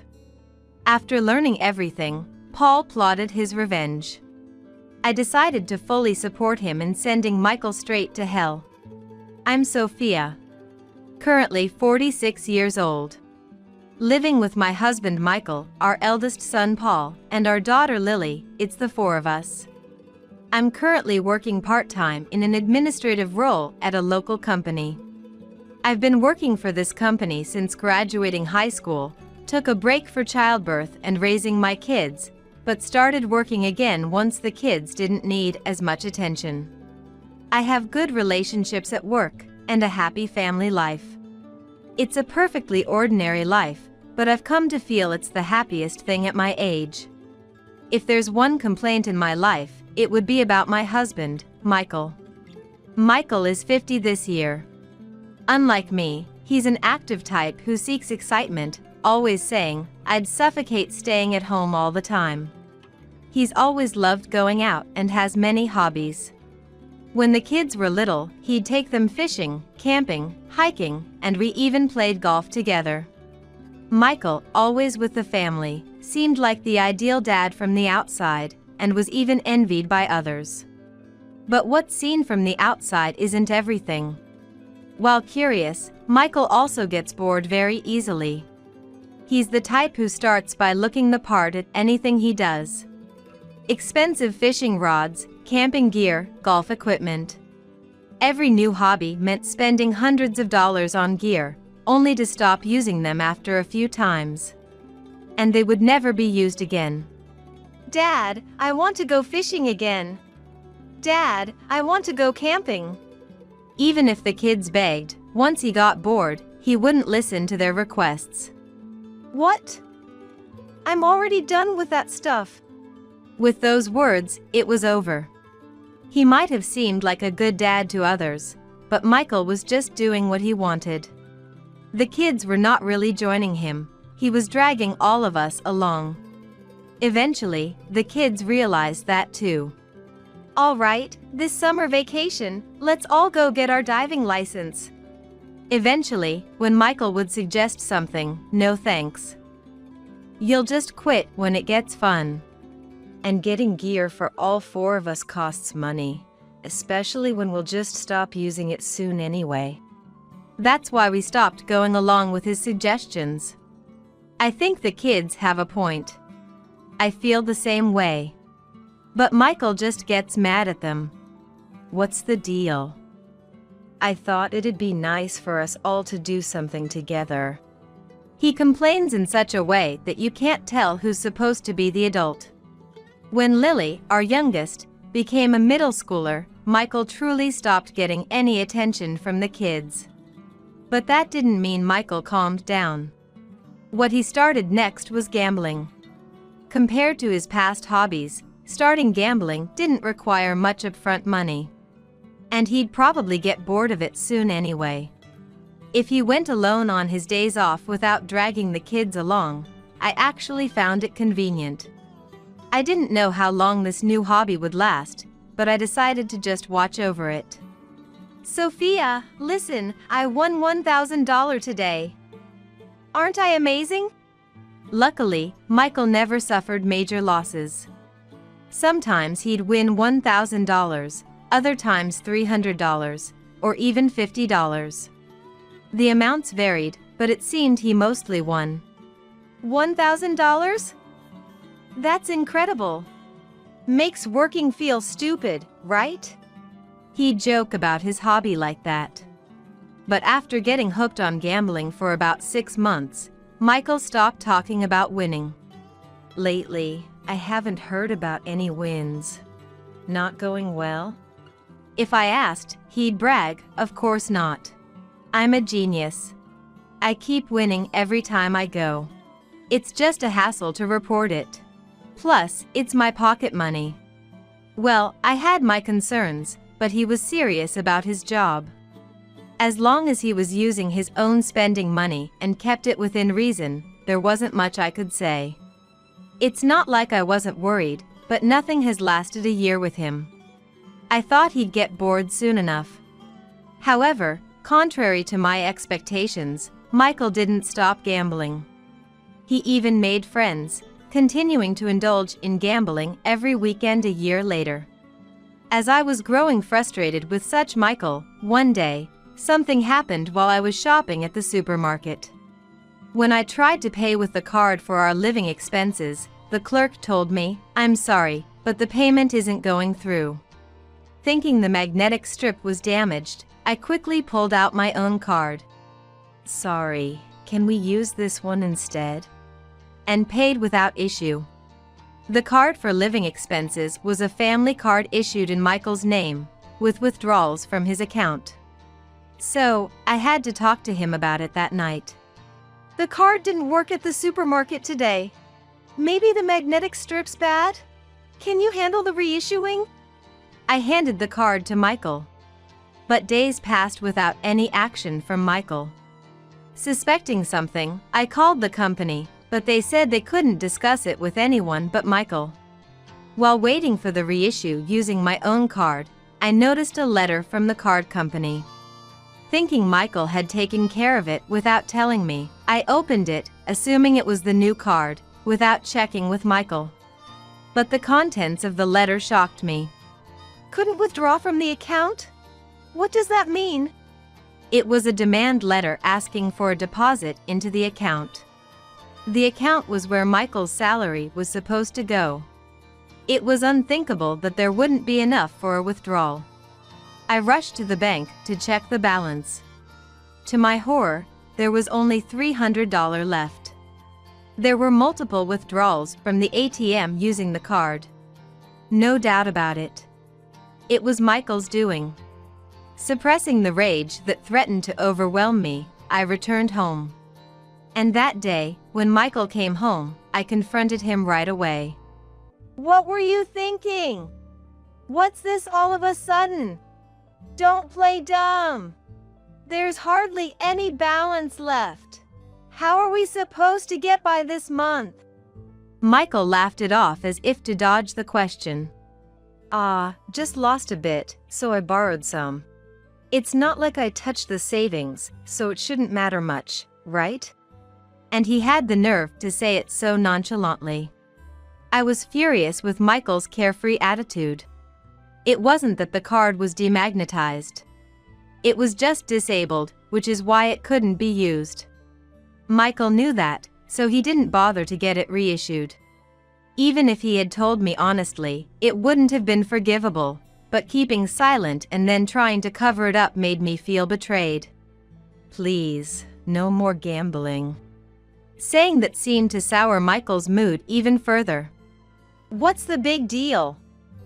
I've been losing a bit these past few months, but overall, I'm still ahead, aren't I? Quit while you're ahead then.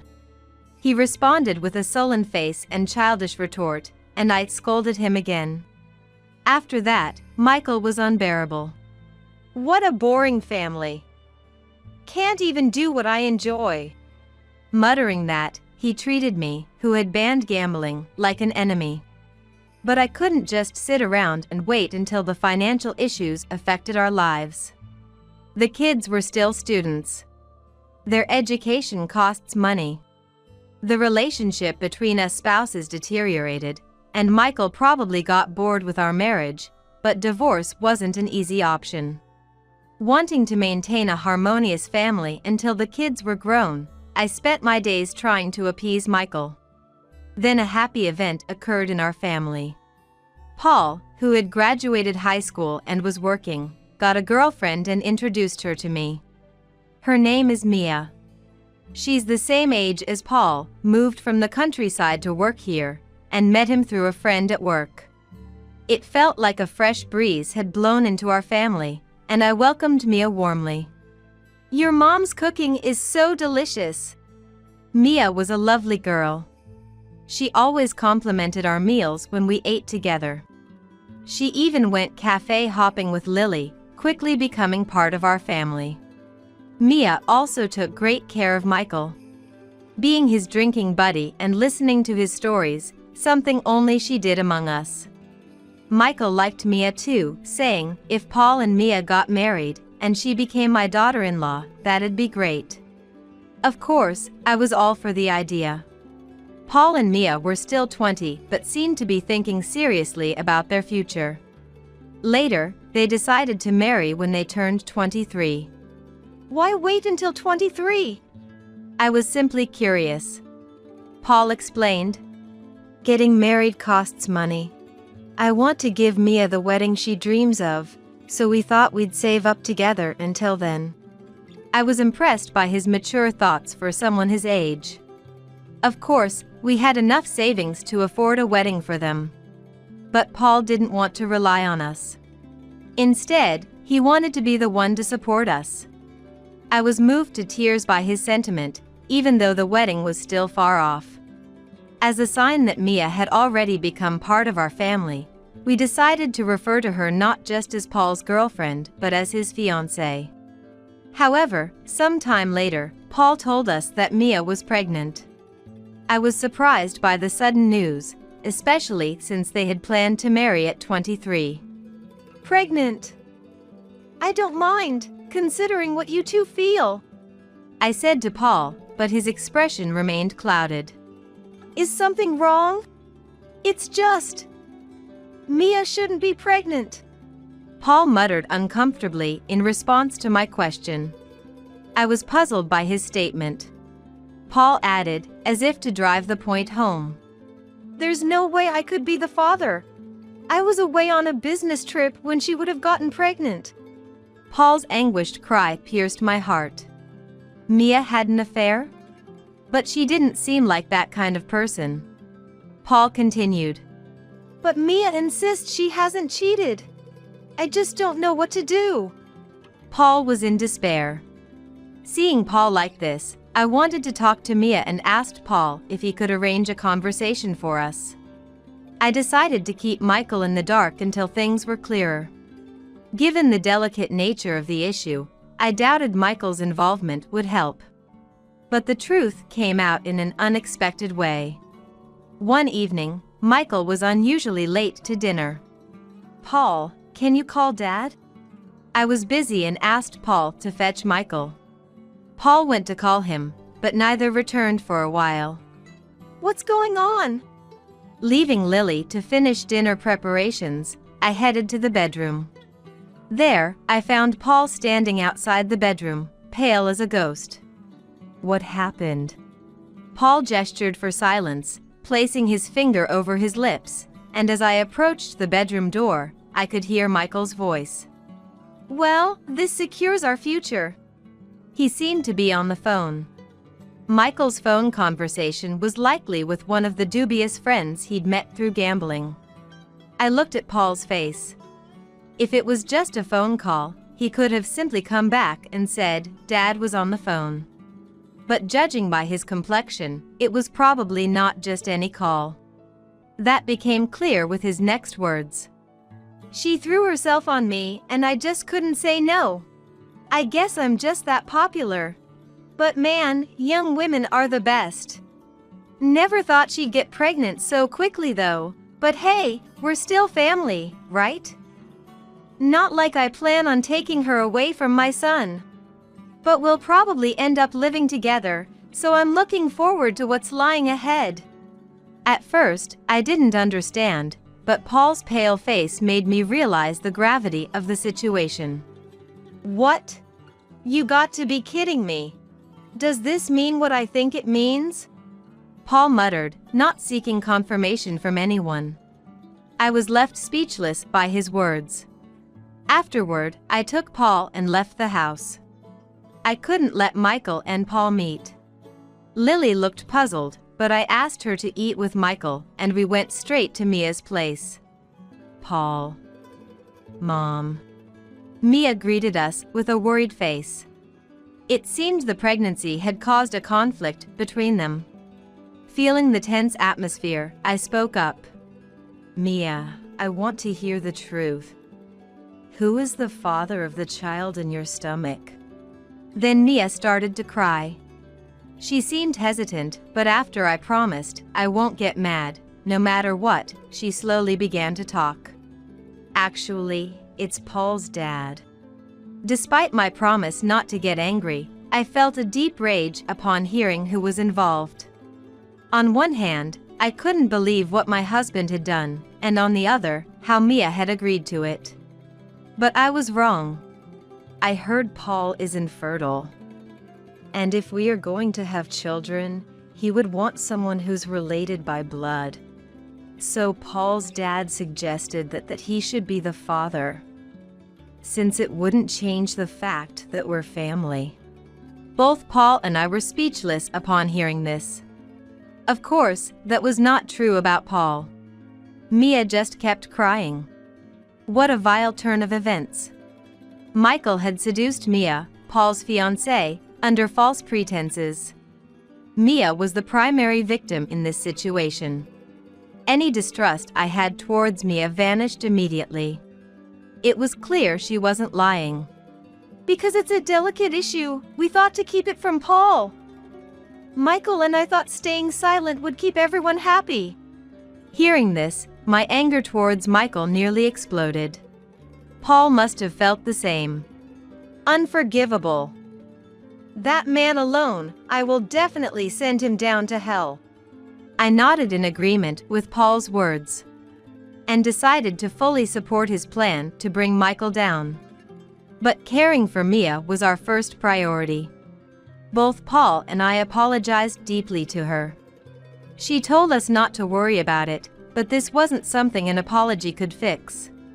I think there's no fault in the child. But please, give me some time to think about what to do. Mia told us her thoughts.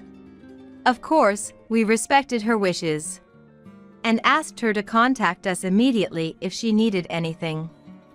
With that, we left her place. We're home. Ah, you're late. Where were you? Lily and I already ate. When Paul and I returned home, Michael casually remarked as if nothing was wrong. Paul looked like he might attack Michael at any moment, but he restrained himself and put on a smile. Just wanted to have a chat with Mom, you know. I felt sorry for you, being banned from gambling and all. Paul said this with a smile as he approached Michael. Right? You understand, Paul? Can't live without a hobby. Well, I guess you're right. Paul got me thinking, and I've reconsidered. Just don't overspend, okay? Lily was the only one not in on our plan, so her indignation, what? Are you stupid? Only encouraged Michael further. If the whole family suggested it, he'd surely be suspicious. Well, it's 3 against 1. Give it up, Lily. Finally, gambling is back on. As expected, Michael was overjoyed and headed out to gamble the very next day. During his absence, we explained everything to Lily. Predictably, Lily showed more disgust towards Michael than anyone. Unbelievable! I can't stand that he's our dad. Mia deserves so much better, Lily said, crying. And from that day on, Lily joined the plan. The plan was simple. Just let Michael squander his money on gambling. Our family knows Michael's character better than anyone. He would surely start dipping into the living expenses quietly again. That's why I moved all the living expenses and savings to a different account.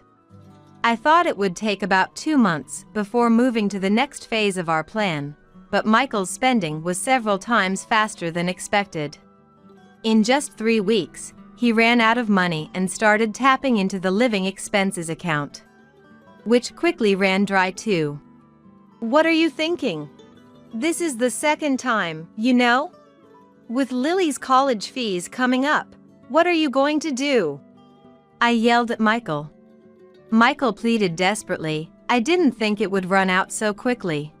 I'll win it back soon, just lend me $200, no, $100 from the savings.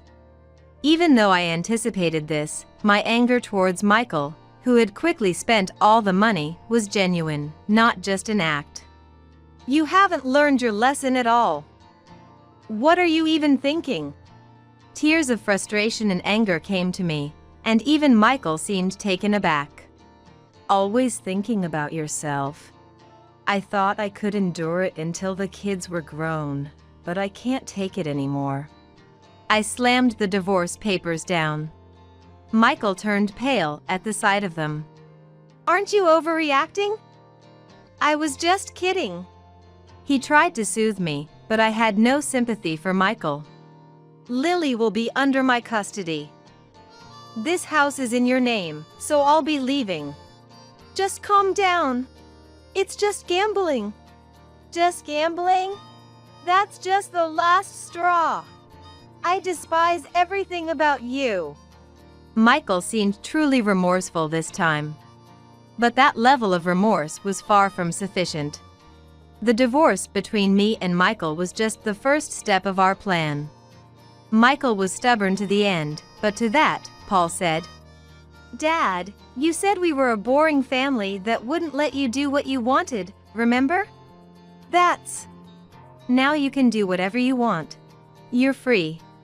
That's true, I guess. Tricked by Paul's encouragement, Michael signed the divorce papers. Upon learning about the separate account for living expenses during the property division, Michael was furious, but I had only safeguarded our money. He had no reason to be angry. That money will also be split in half in the distribution of property, he said arrogantly. You're getting the house. If that's the case, sell the house, and we'll split that money too. Of course, I'm going to sell all the fishing rods, camping equipment, and anything else that might be worth something. But it's only natural, isn't? Michael was at a loss for words. He didn't want to sell the house and, despite having no plans to use them, didn't want to part with his fishing rods either. In the end, I was able to receive all the savings. With that money, Lily and I started living in an apartment. I'm an adult, so I'll stay here, Paul said, seemingly content, but that was just for show. He stayed in the house to report to us how Michael was progressively falling into ruin. Michael's descent into hell was slow, like descending a staircase. Whether it was the stress of the divorce or the freedom of no one nagging him about gambling, he began visiting the gambling dens daily. It had been only on weekends before, but now, losing and coming home after work became his routine. "Hey Dad, welcome back." Paul would greet him as if nothing was amiss. "I'm home." "What am I having for dinner?" "Nothing." "I just got back too." "What are you eating then?" "This? It's the stew Mom made." Paul would flaunt the food I prepared for him right in front of Michael, who ended up eating instant noodles. Michael's envious gaze at Paul's food. "Give me a bite." After a while, Michael would always say this, and Paul would refuse with, "No way." This exchange continued daily. Then, about a month later, while eating instant noodles, Michael asked Paul, "Paul, I'm sorry to ask, but could you chip in for the house expenses?" "What?" "You know, utilities and stuff cost money." Michael seemed solemn, but Paul quickly caught on. "Ran out of money, haven't you?" "No, it's not like that." Michael avoided eye contact as he spoke. Paul stood up, looking exasperated. "I've been contributing monthly. You've used that up too, haven't you?" "What?" "I can't give any more money. If you're still asking for money, then I'll leave." Indeed, Paul had been contributing financially since he started working. Even after we left, he continued to deposit money into the living expenses account. "Right, I was wrong. You can stay." Michael desperately tried to keep Paul from leaving. But Paul laughed and said, "But you know, I used to contribute because Mom did all the housework. Now that I think about it, you don't do anything, and I'm the one doing all the housework, right? So, it's only natural for you to cover the utility bills, and I shouldn't have to contribute at all, should I?"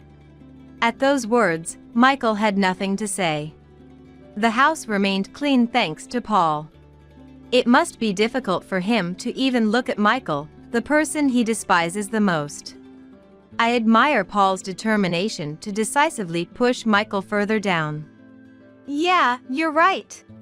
Michael nodded, flustered, but Paul added, "Well, I'm leaving anyway." Paul played Michael perfectly, inflicting sure damage while leaving him disoriented. Michael tried to stop him, but Paul shrugged him off and left him behind. What followed was predictable. Neighbors, unaware that I had left, began to contact me frequently. "The house looks neglected. Are you away? Michael seems really worn down. Is everything all right?" From the messages, I could easily imagine the kind of life Michael was leading. Furthermore, there were reports of scary people are visiting. Should I call the police? I seriously wondered what was going on, but it seems he has borrowed money from a loan shark. That means he really must have no money left. As expected, I received a call from Michael. "Sophia, help me. You're the only one I can turn to now." The only thing Michael was capable of doing was begging for money. I had no intention of helping such a person, but I decided to get in touch. I have something to discuss with you. I'll come to the house tomorrow. Michael responded, "I'll be waiting," to my message. The next day, I headed to the house. With Paul, Lily, Mia, and a man. 5 of us went to the house. Oh, everyone came along. I've been waiting. When we rang the doorbell, Michael greeted us with an unsettlingly wide smile. However, his smile vanished upon seeing the man. "May I ask who you are?" The man introduced himself. "Nice to meet you. I'm Smith, a lawyer. I'm here to discuss the damages they've all suffered." Damages? Yes. The infidelity against Sophia, defamation of Paul, and sexual assault against Mia. What? Hearing these words, Michael let out a strange noise and turned pale, breaking out in a cold sweat. "Let's talk inside." Actually, something urgent came up. "I'm sorry, but I have to ask you guys to leave now." Noticing our gaze, Michael seemed to finally grasp the situation. In the next moment, he tried to flee. Don't run! Paul caught him and said, "I know everything you did. Act like an adult and take responsibility." Subdued by Paul, Michael shrank back. Then it was the lawyer's turn. Michael, unable to argue against Smith's words, just nodded, watched by us with disdain. It goes without saying for Mia. Claiming Paul is infertile and telling his fiancé is defamation that could ruin her life. Please reflect on your actions. We then collectively demanded $100,000 in compensation. Smith explained to Michael the breakdown and its amount. "I can't possibly pay that," Michael pleaded to Smith and the others. That's when Lily said, "Can't you cover that by selling this house?" "We're going to make sure you pay." Michael has no money left. He's even resorted to borrowing. Selling the house seemed his only option. Michael's wailing and apologies were repulsive. But forgiveness was out of the question. Disgusting. Lily looked at Michael with disdain, as if looking at trash, and Paul also showed his disgust. "Just pay up. And don't ever come near us again. If you can't do that, we're prepared to take legal action over what happened to Mia." We left Michael crying alone in the cluttered, filthy house and went home. Eventually, Michael sold the house. He used the money to pay us and to repay the loan shark, as Smith informed us. But now he had no home and no money to rent an apartment. No one was willing to help him. Not even his gambling friends seemed close enough to lend a hand. He's been living in an internet cafe, subsisting on his advance salary from work. How long can such a life last? It seems like he might end up homeless if this continues. We thought Paul's plan had brought Michael down, but on reflection, Michael seemed to have brought himself down. He will likely fade away, forgotten by our family, and end his life alone and unnoticed. Mia and Paul got married.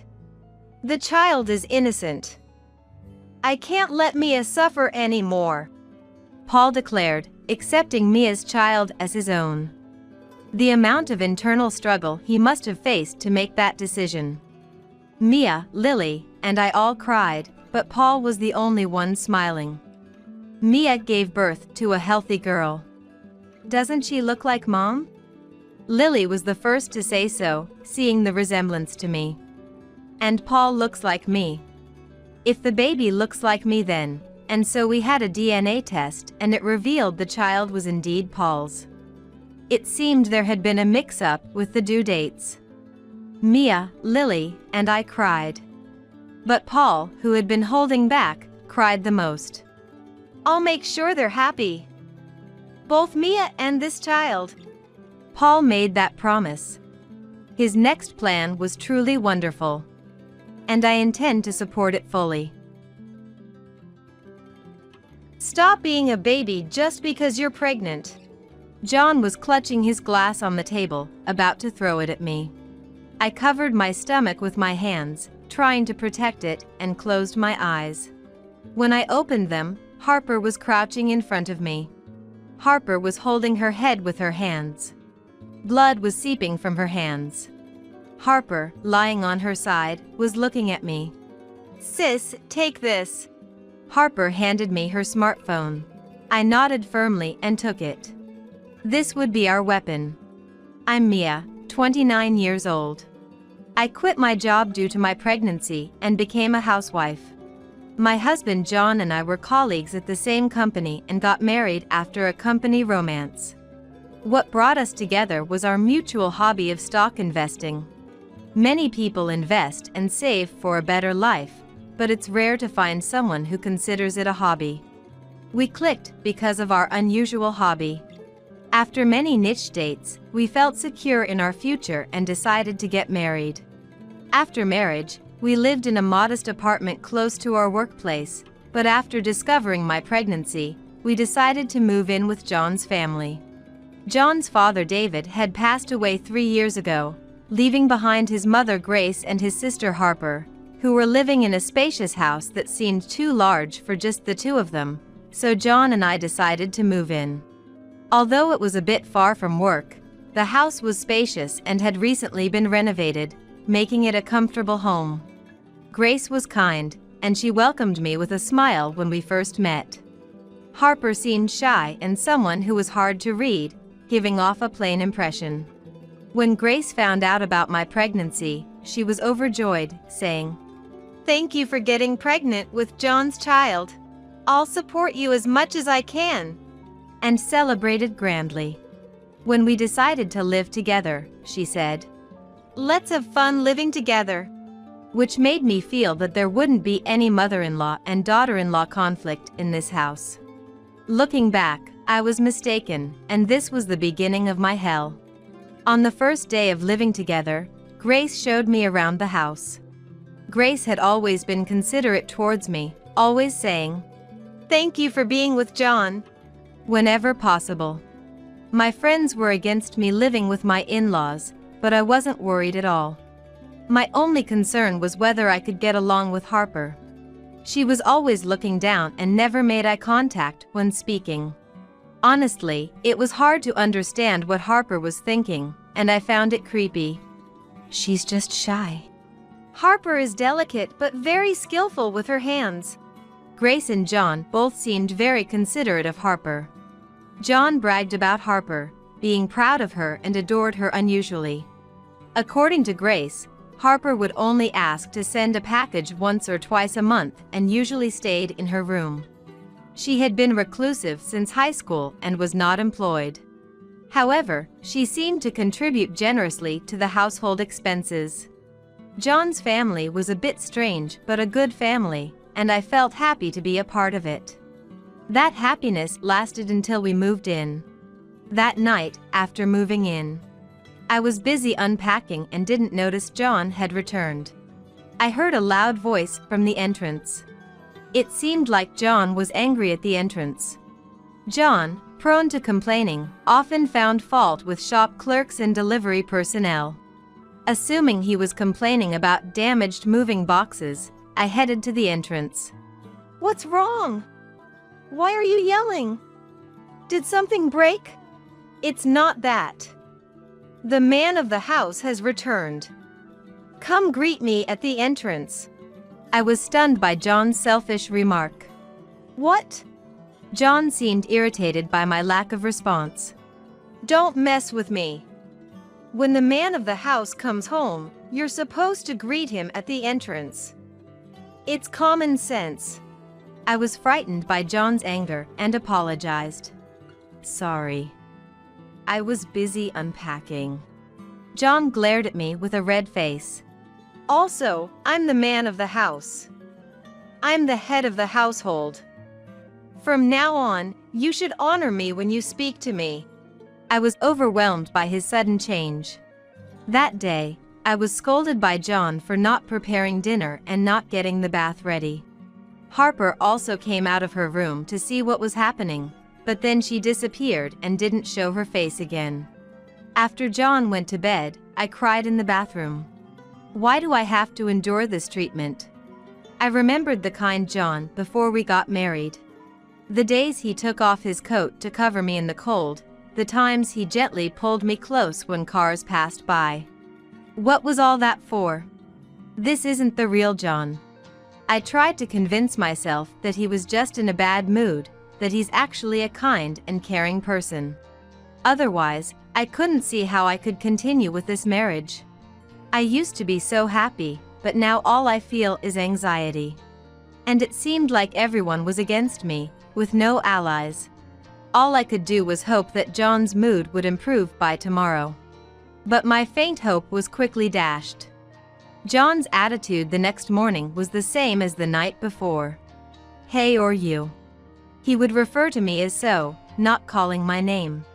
Hey, you must always obey Mom, he said, treating me more like a slave than a housewife. Work for Harper's sake. John kept saying it was for Harper's sake. His affection for Harper was abnormal. While John was smiling at Grace and Harper, he never showed me a smile. His gaze was always cold towards me. I started to have severe morning sickness around 5 months into my pregnancy, making it difficult to move. Whenever I lay down on the sofa, John would invariably scold me. Hey, what are you lying down for? I feel sick from the morning sickness.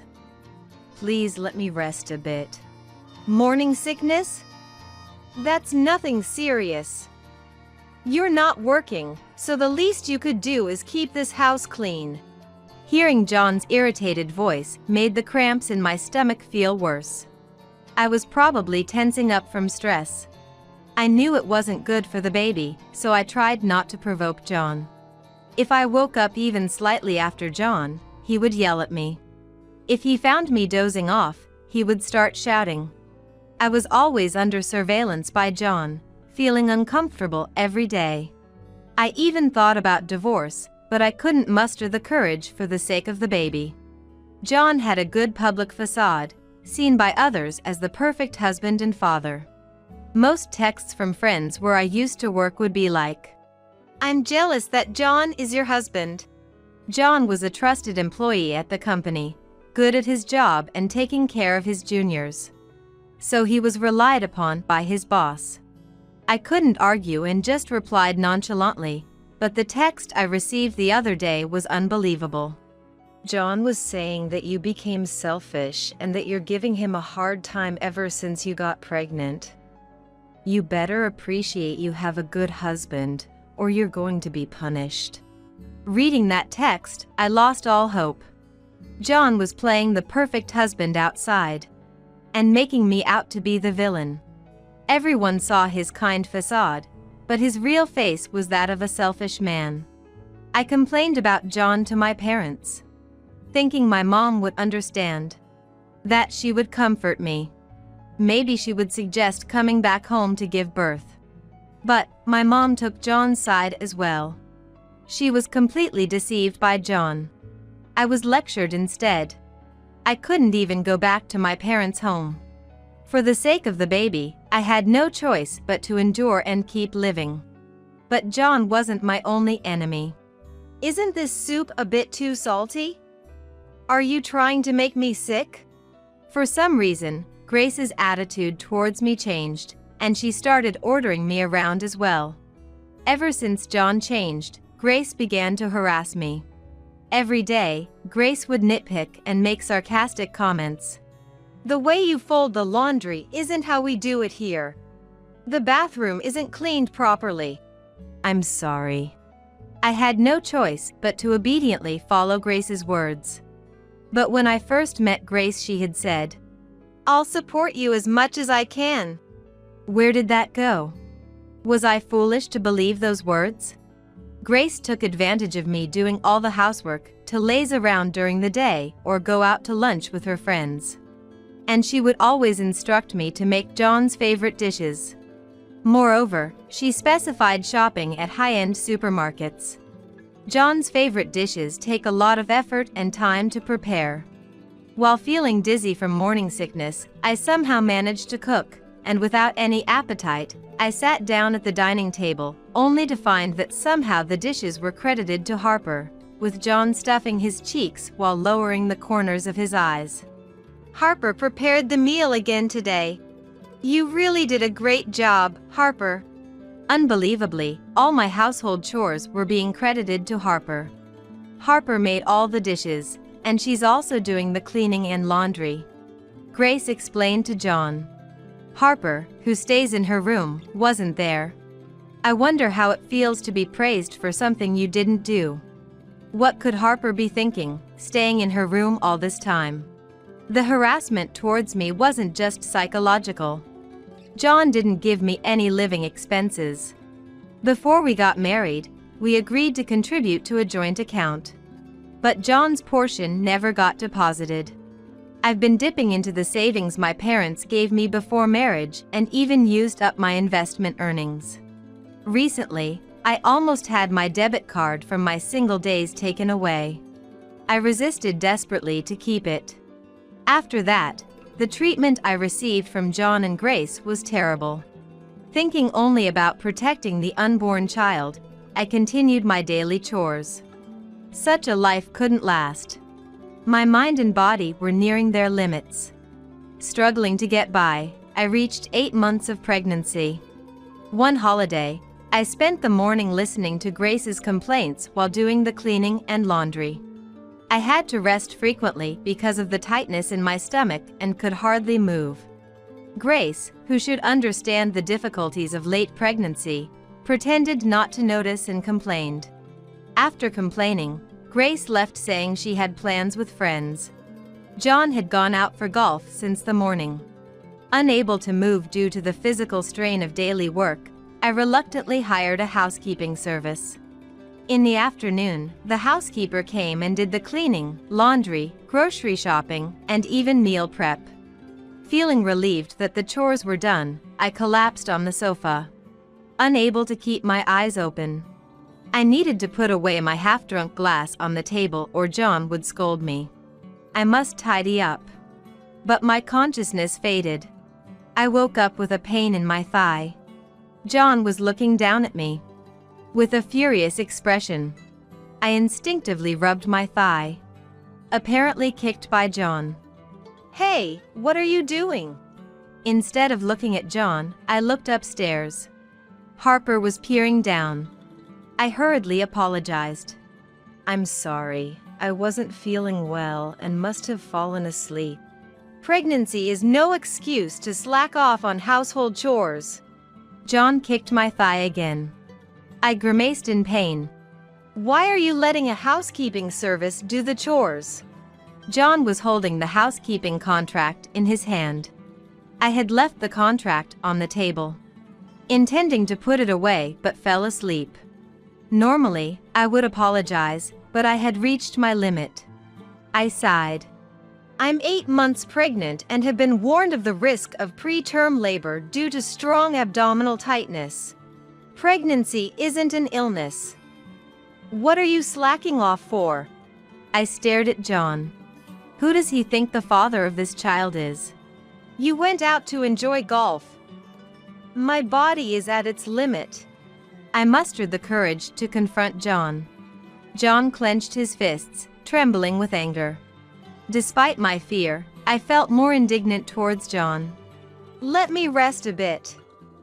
I hired the housekeeping service with my own money. There's nothing wrong with that. John was about to retort angrily, but I couldn't take in his words. I ignored him and closed my eyes. John's loud yelling made me open my eyes again. He was clutching a glass on the table, about to throw it at me. I covered my stomach with my hands and closed my eyes. Then I heard the sound of breaking glass. When I opened my eyes, Harper was crouched in front of me. Harper was holding her head with her hands. Blood was seeping from her hands. Harper, are you okay? I jumped up and called out to her. Harper, still crouching. I'm okay, she replied in a weak voice. The floor was staining with blood. John stood there, dumbfounded. Even when I called out to John, he remained frozen, clutching his head. Despite being shaken, I managed to call for an ambulance.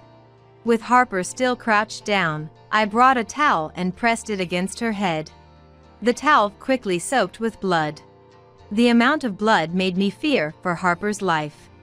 I was terrified, but I knew Harper was the real victim here. Wanting to comfort her, I hugged her as tightly as I could. After a while, I heard sirens, and the ambulance arrived.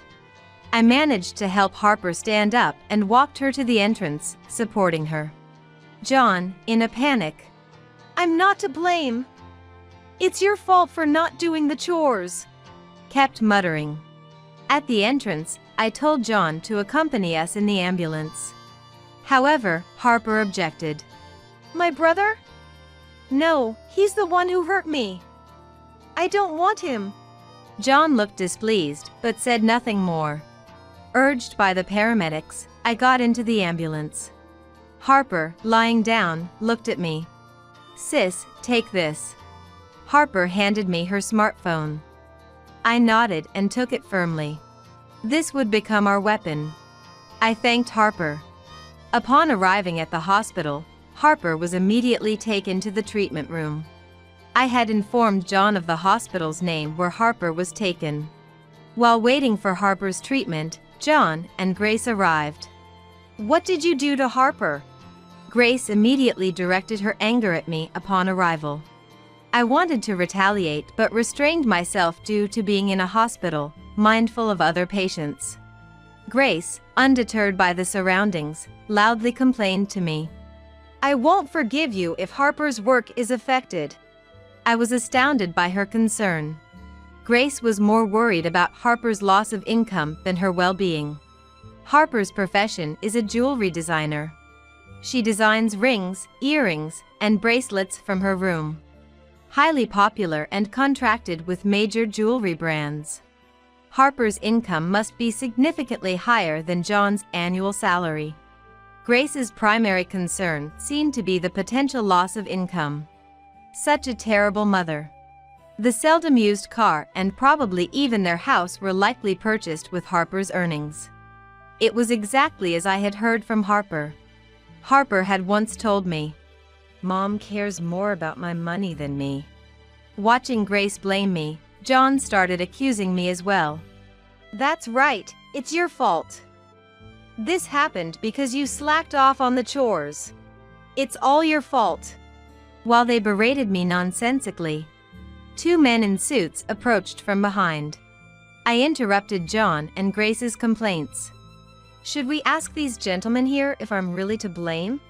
John and Grace turned around in surprise. These are the police officers I called. John and Grace were shocked. Why would you call the police? Because this is a serious assault case.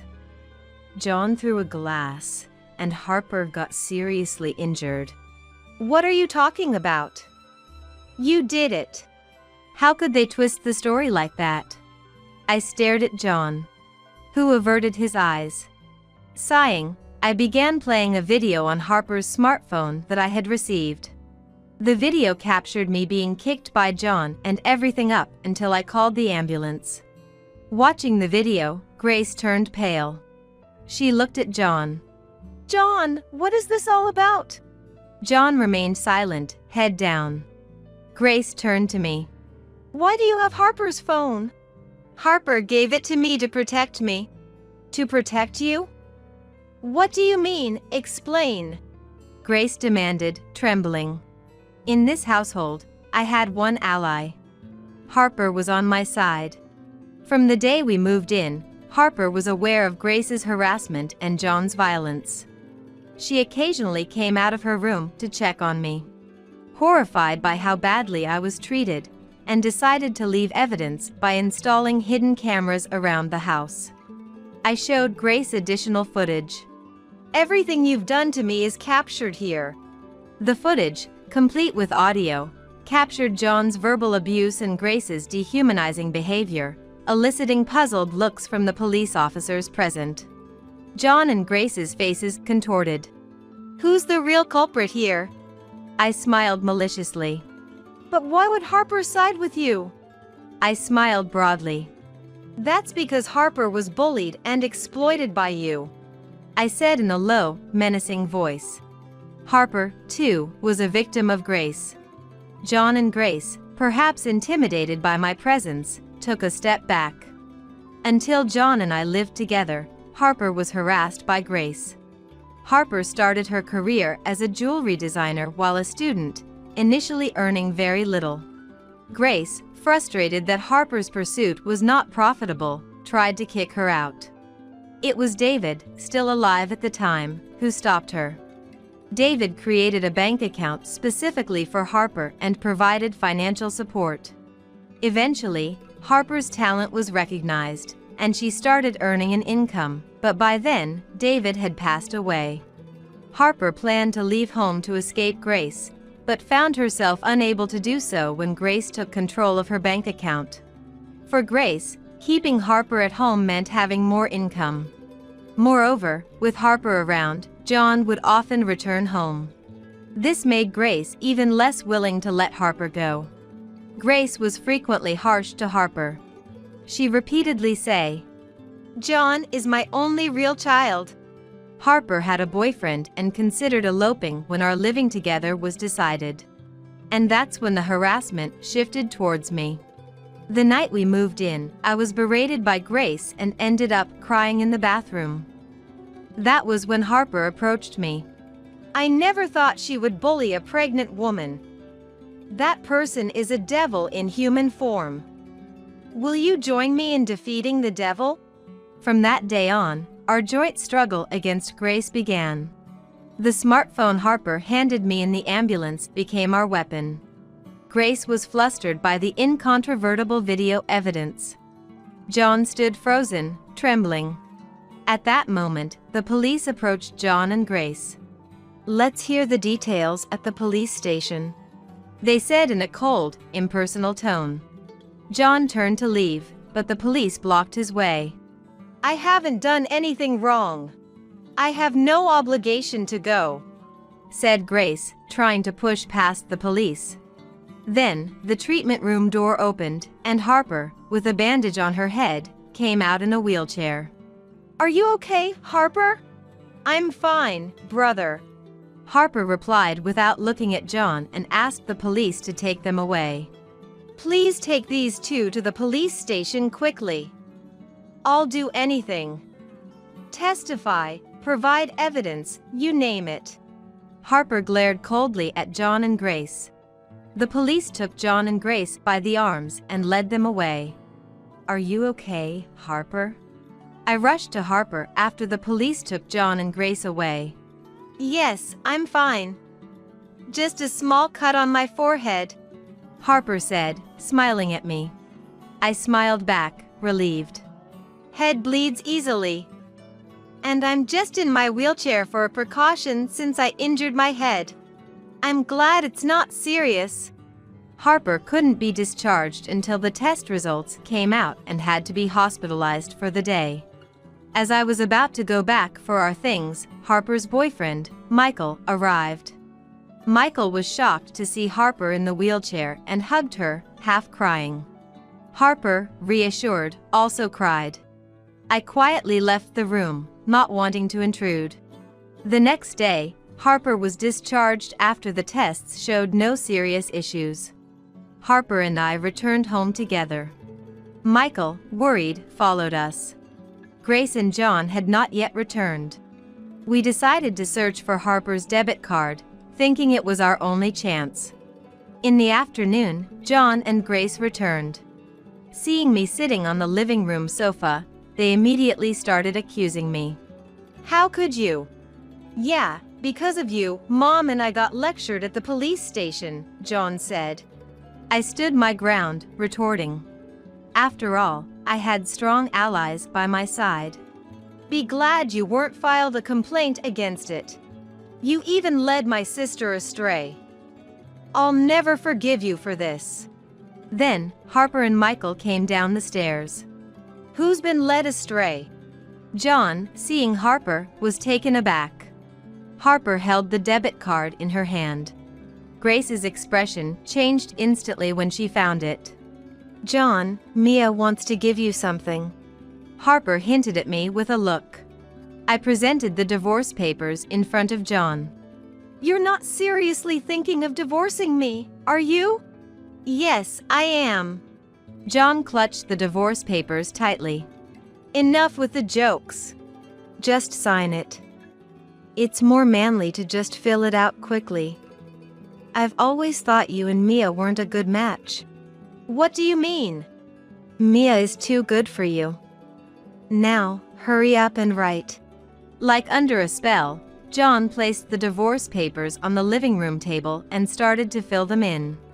John, who used to verbally abuse me and treat me like a slave, was now doing exactly as his sister had said. I can see why Harper called John creepy. Even as he filled out the divorce papers, John kept looking at Harper. I snatched the divorce papers as if to claim them. Submitting these would sever my ties with this house. Shall we go then? John tried to reach out to Harper. Unperturbed, Harper took Michael's hand and headed for the entrance.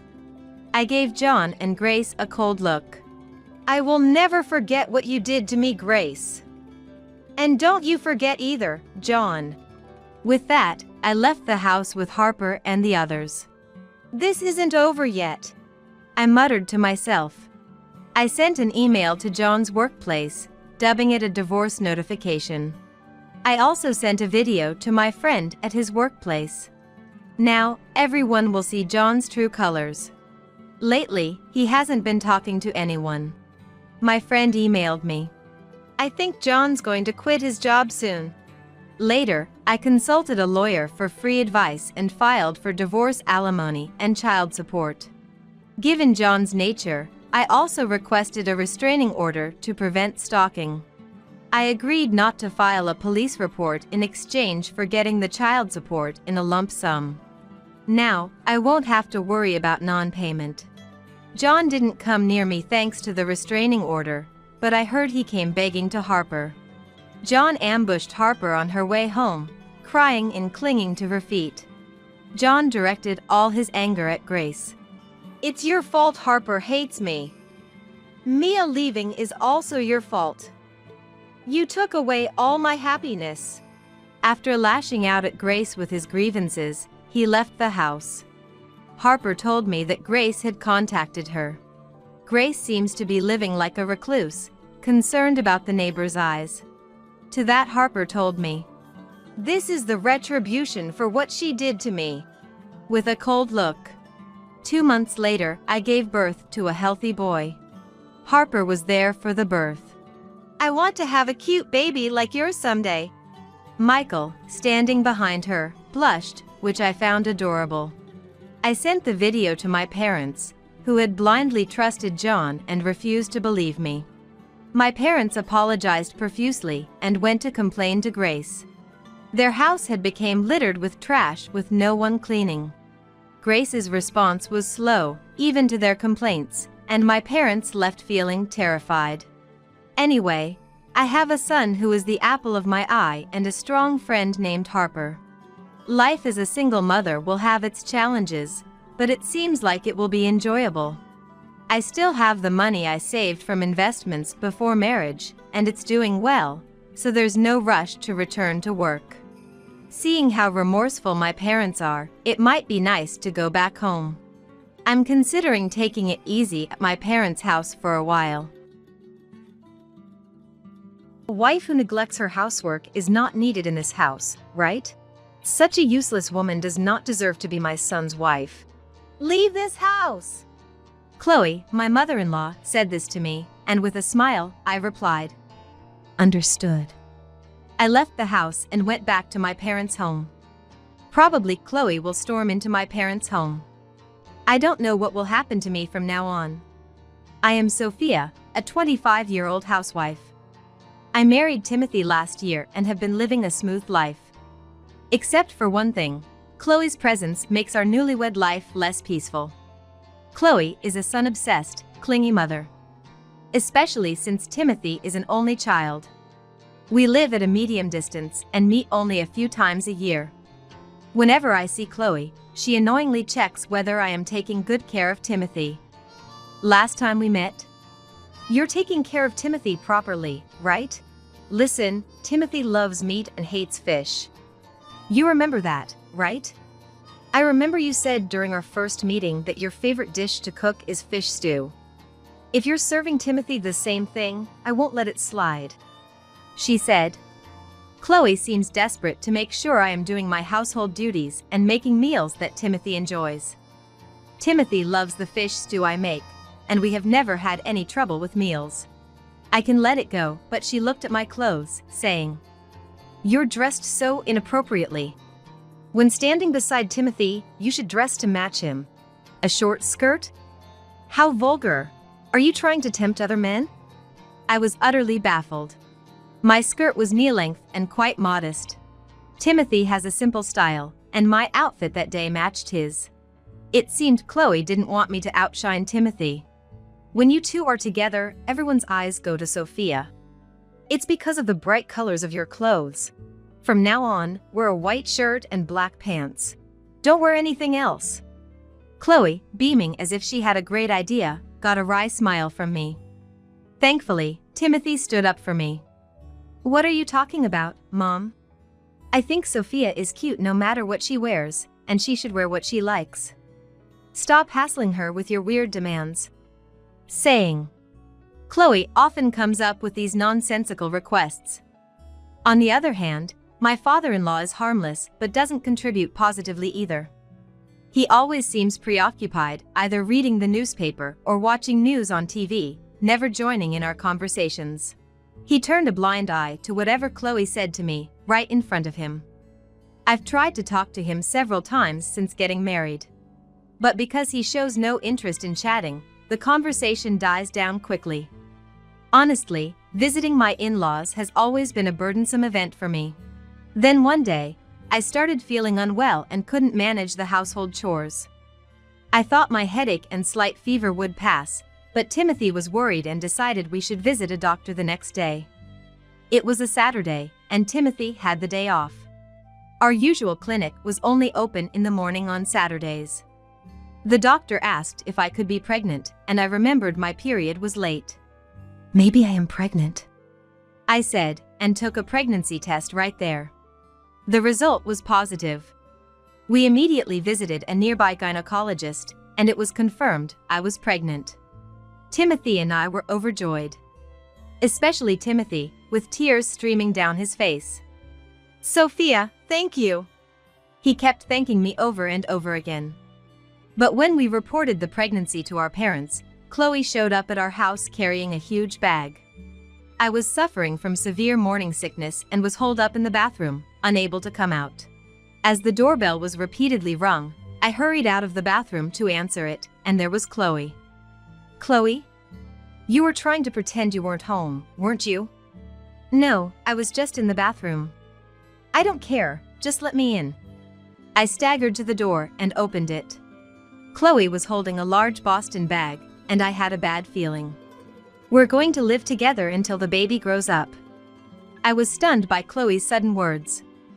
I couldn't just leave her at the entrance, so I let her into the house.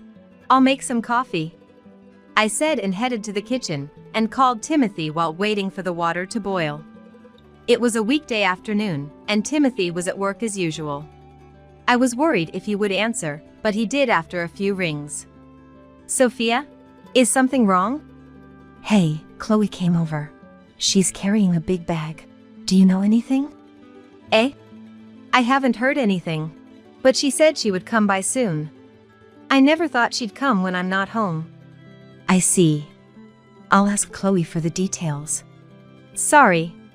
If Mom says something weird, you can kick her out." "Oh, sorry, I have to hang up."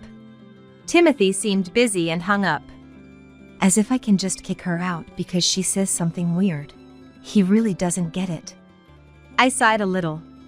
Timothy is generally kind and cherishes me, but he doesn't think through the consequences of prioritizing my wishes.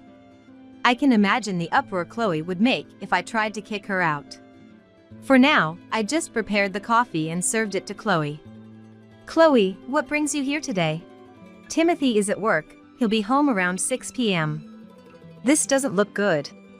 What? Confused by Chloe's sudden remark, I watched as she took a sip of the coffee I had prepared. Young people are hopeless. They can't even make a decent cup of coffee. Poor Timothy, having to drink this. I'll teach you how to make coffee right now. Come here. I'm sorry, my morning sickness is quite bad. Could we do this some other time when I'm feeling better? It's just morning sickness. It's fine, you'll feel better if you eat something. Come on, hurry up. Then, for an hour, Chloe's coffee-making lesson began. As I started feeling nauseous, Chloe opened the cupboard on her own, took out a plate, and placed a piece of bread. Eat this. You'll feel better if you eat. The smell of the bread made me feel even sicker, and I ran to the bathroom. With a headache and nausea, my mind was a blur. For the 3 hours until Timothy came home, I was holed up in the bathroom. Chloe kept knocking on the door in front of the bathroom, but I didn't have the energy to respond. Around 6 p.m., Timothy came home. First, Timothy was surprised to see Chloe making a fuss in front of the bathroom. I had fallen asleep in the bathroom, and when I woke up, Chloe and Timothy were arguing outside. Why did you suddenly come? Sophia is suffering from morning sickness, don't be a nuisance. I came to supervise whether this girl is properly doing her housework as a housewife. I bet she's just using her morning sickness as an excuse to be lazy. I was shocked that she can't even make coffee properly. The coffee Sophia makes is delicious. And what's this supervision about? Sophia isn't someone who would use morning sickness as an excuse to slack off on housework. If she couldn't do it, maybe her morning sickness is really bad? Sophia, you were holed up in the bathroom for 3 hours. Timothy is so naive, he's easily deceived. I really need to be here to guide Sophia. I got married to make those around me happy. Even if Sophia were slacking off, I wouldn't mind. As long as she's doing what she wants and staying by my side, I don't want anything more. No need for guidance. Please go home. I smiled at Timothy's words. The symptoms of my morning sickness had subsided, so I opened the bathroom door. Welcome home, Timothy. Chloe, sorry for leaving you alone. You! How can you lock yourself in the bathroom when you have a guest? What kind of nerve do you have? Well, I couldn't show Chloe my messy state, so I locked myself in the bathroom. I'm truly sorry about that. Anyway, I've made dinner, so make sure you eat all of it. With that, Chloe said, and Timothy pointed to the entrance. No, Mom, please go home. No way. I've already told Dad that I'm staying here. I don't trust young people. See, she didn't even prepare dinner because she was holed up in the bathroom with morning sickness. I'm definitely not going back. Chloe stubbornly refused to move. Forcing her out would not satisfy Chloe, so I decided to allow her to stay. Then, maybe you can stay for a while. But I knew Timothy was worried about me, but kicking her out now would only create more trouble later. I smiled at Timothy to reassure him. It's okay. After that, Chloe tried to force me to eat chicken. Lately, I've been mainly eating vegetables and fruits. With severe morning sickness, even the sight of fried food, let alone bread, made me feel sick. Chloe complained about this too, but Timothy was completely on my side, which was a great help. The next day, worried about leaving me alone with Chloe. Call me if anything happens. It's okay to lock yourself in the bathroom, Timothy said to me before going to work. As expected, Chloe complained about everything I did. If I cleaned, she complained I was too slow. If I did laundry, she said I should care more for Timothy's clothes than mine. Each time. All right. I just responded. When morning sickness hit and I rushed to the bathroom, Chloe would knock on the door. When I came out, keep bathroom visits under 5 minutes, she said. Chloe did nothing but complain, while I struggled with housework in the midst of severe morning sickness. I knew this would happen when I allowed Chloe to stay, but honestly, I wanted her to go back to the in-laws' house soon. I did as much as Chloe said as I could without overexerting myself.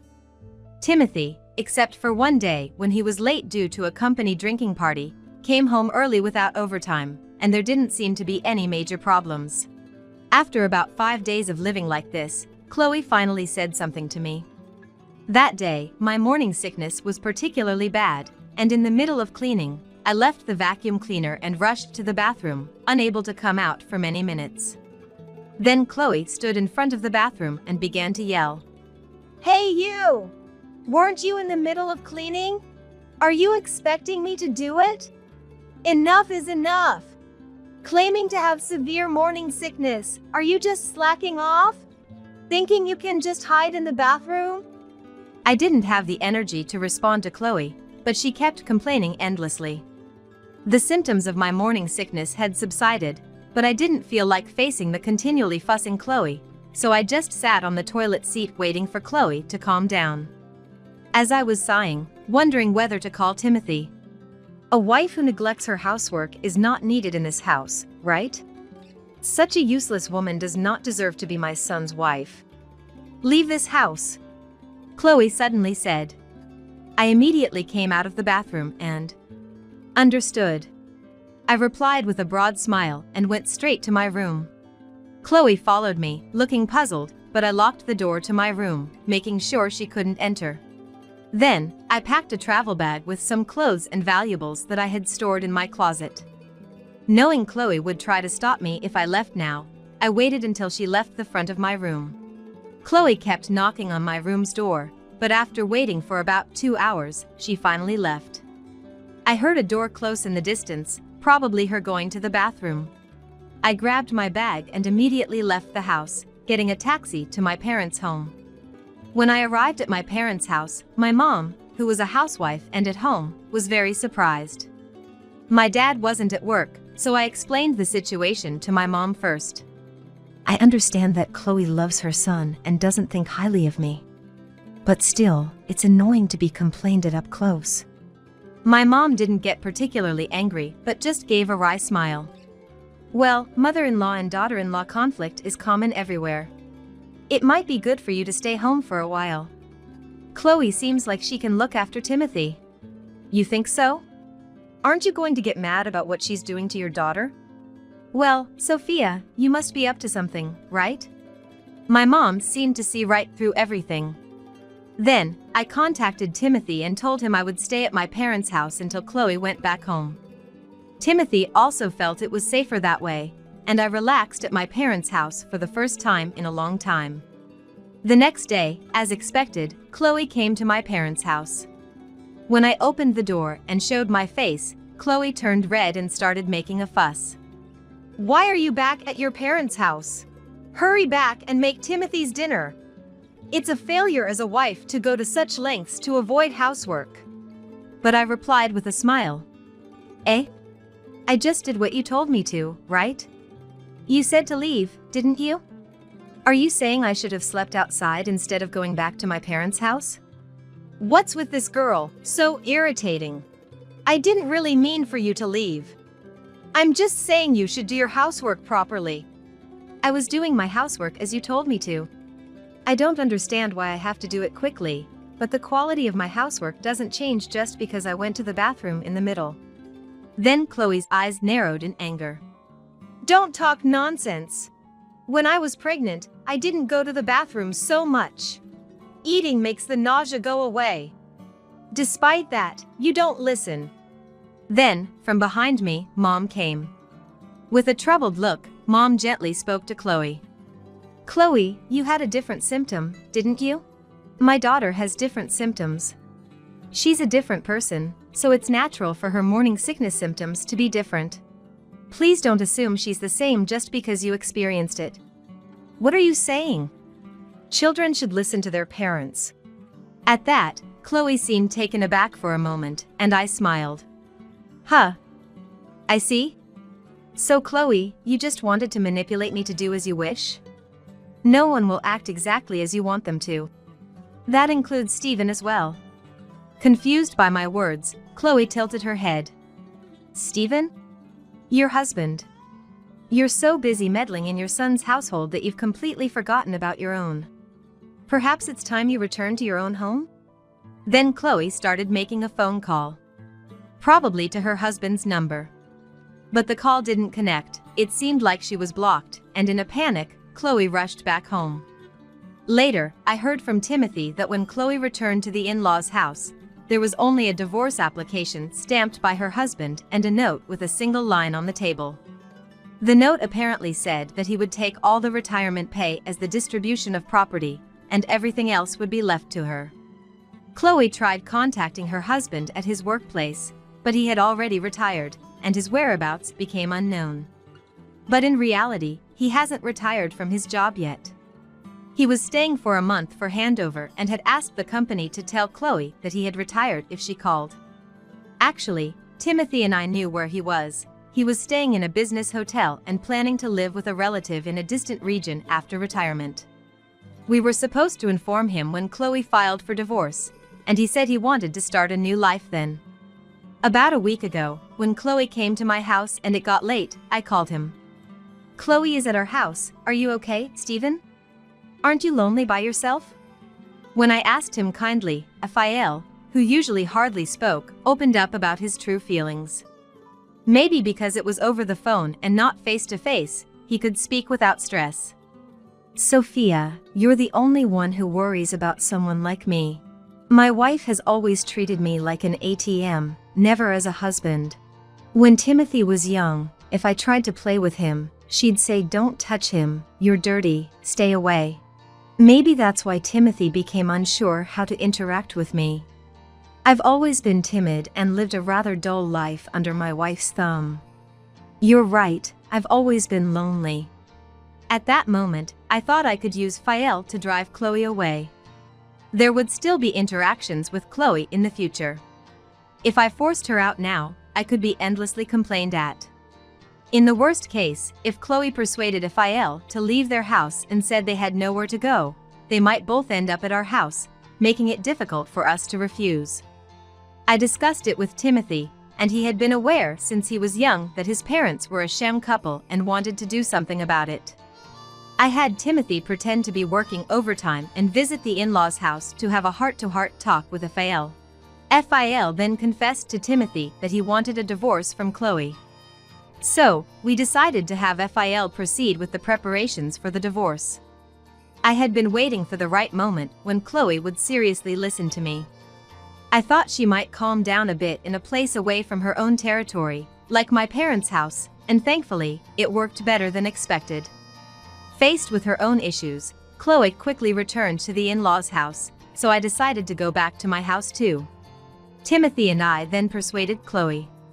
We carefully explained to her how she had been making Raphael suffer, that Raphael wanted to be free, and that if she continued to be difficult, Raphael was prepared to take the matter to court. We warned her that if it came to a court case, both Timothy and I would side with Raphael. Finally, Chloe stamped the divorce papers and submitted them to the office.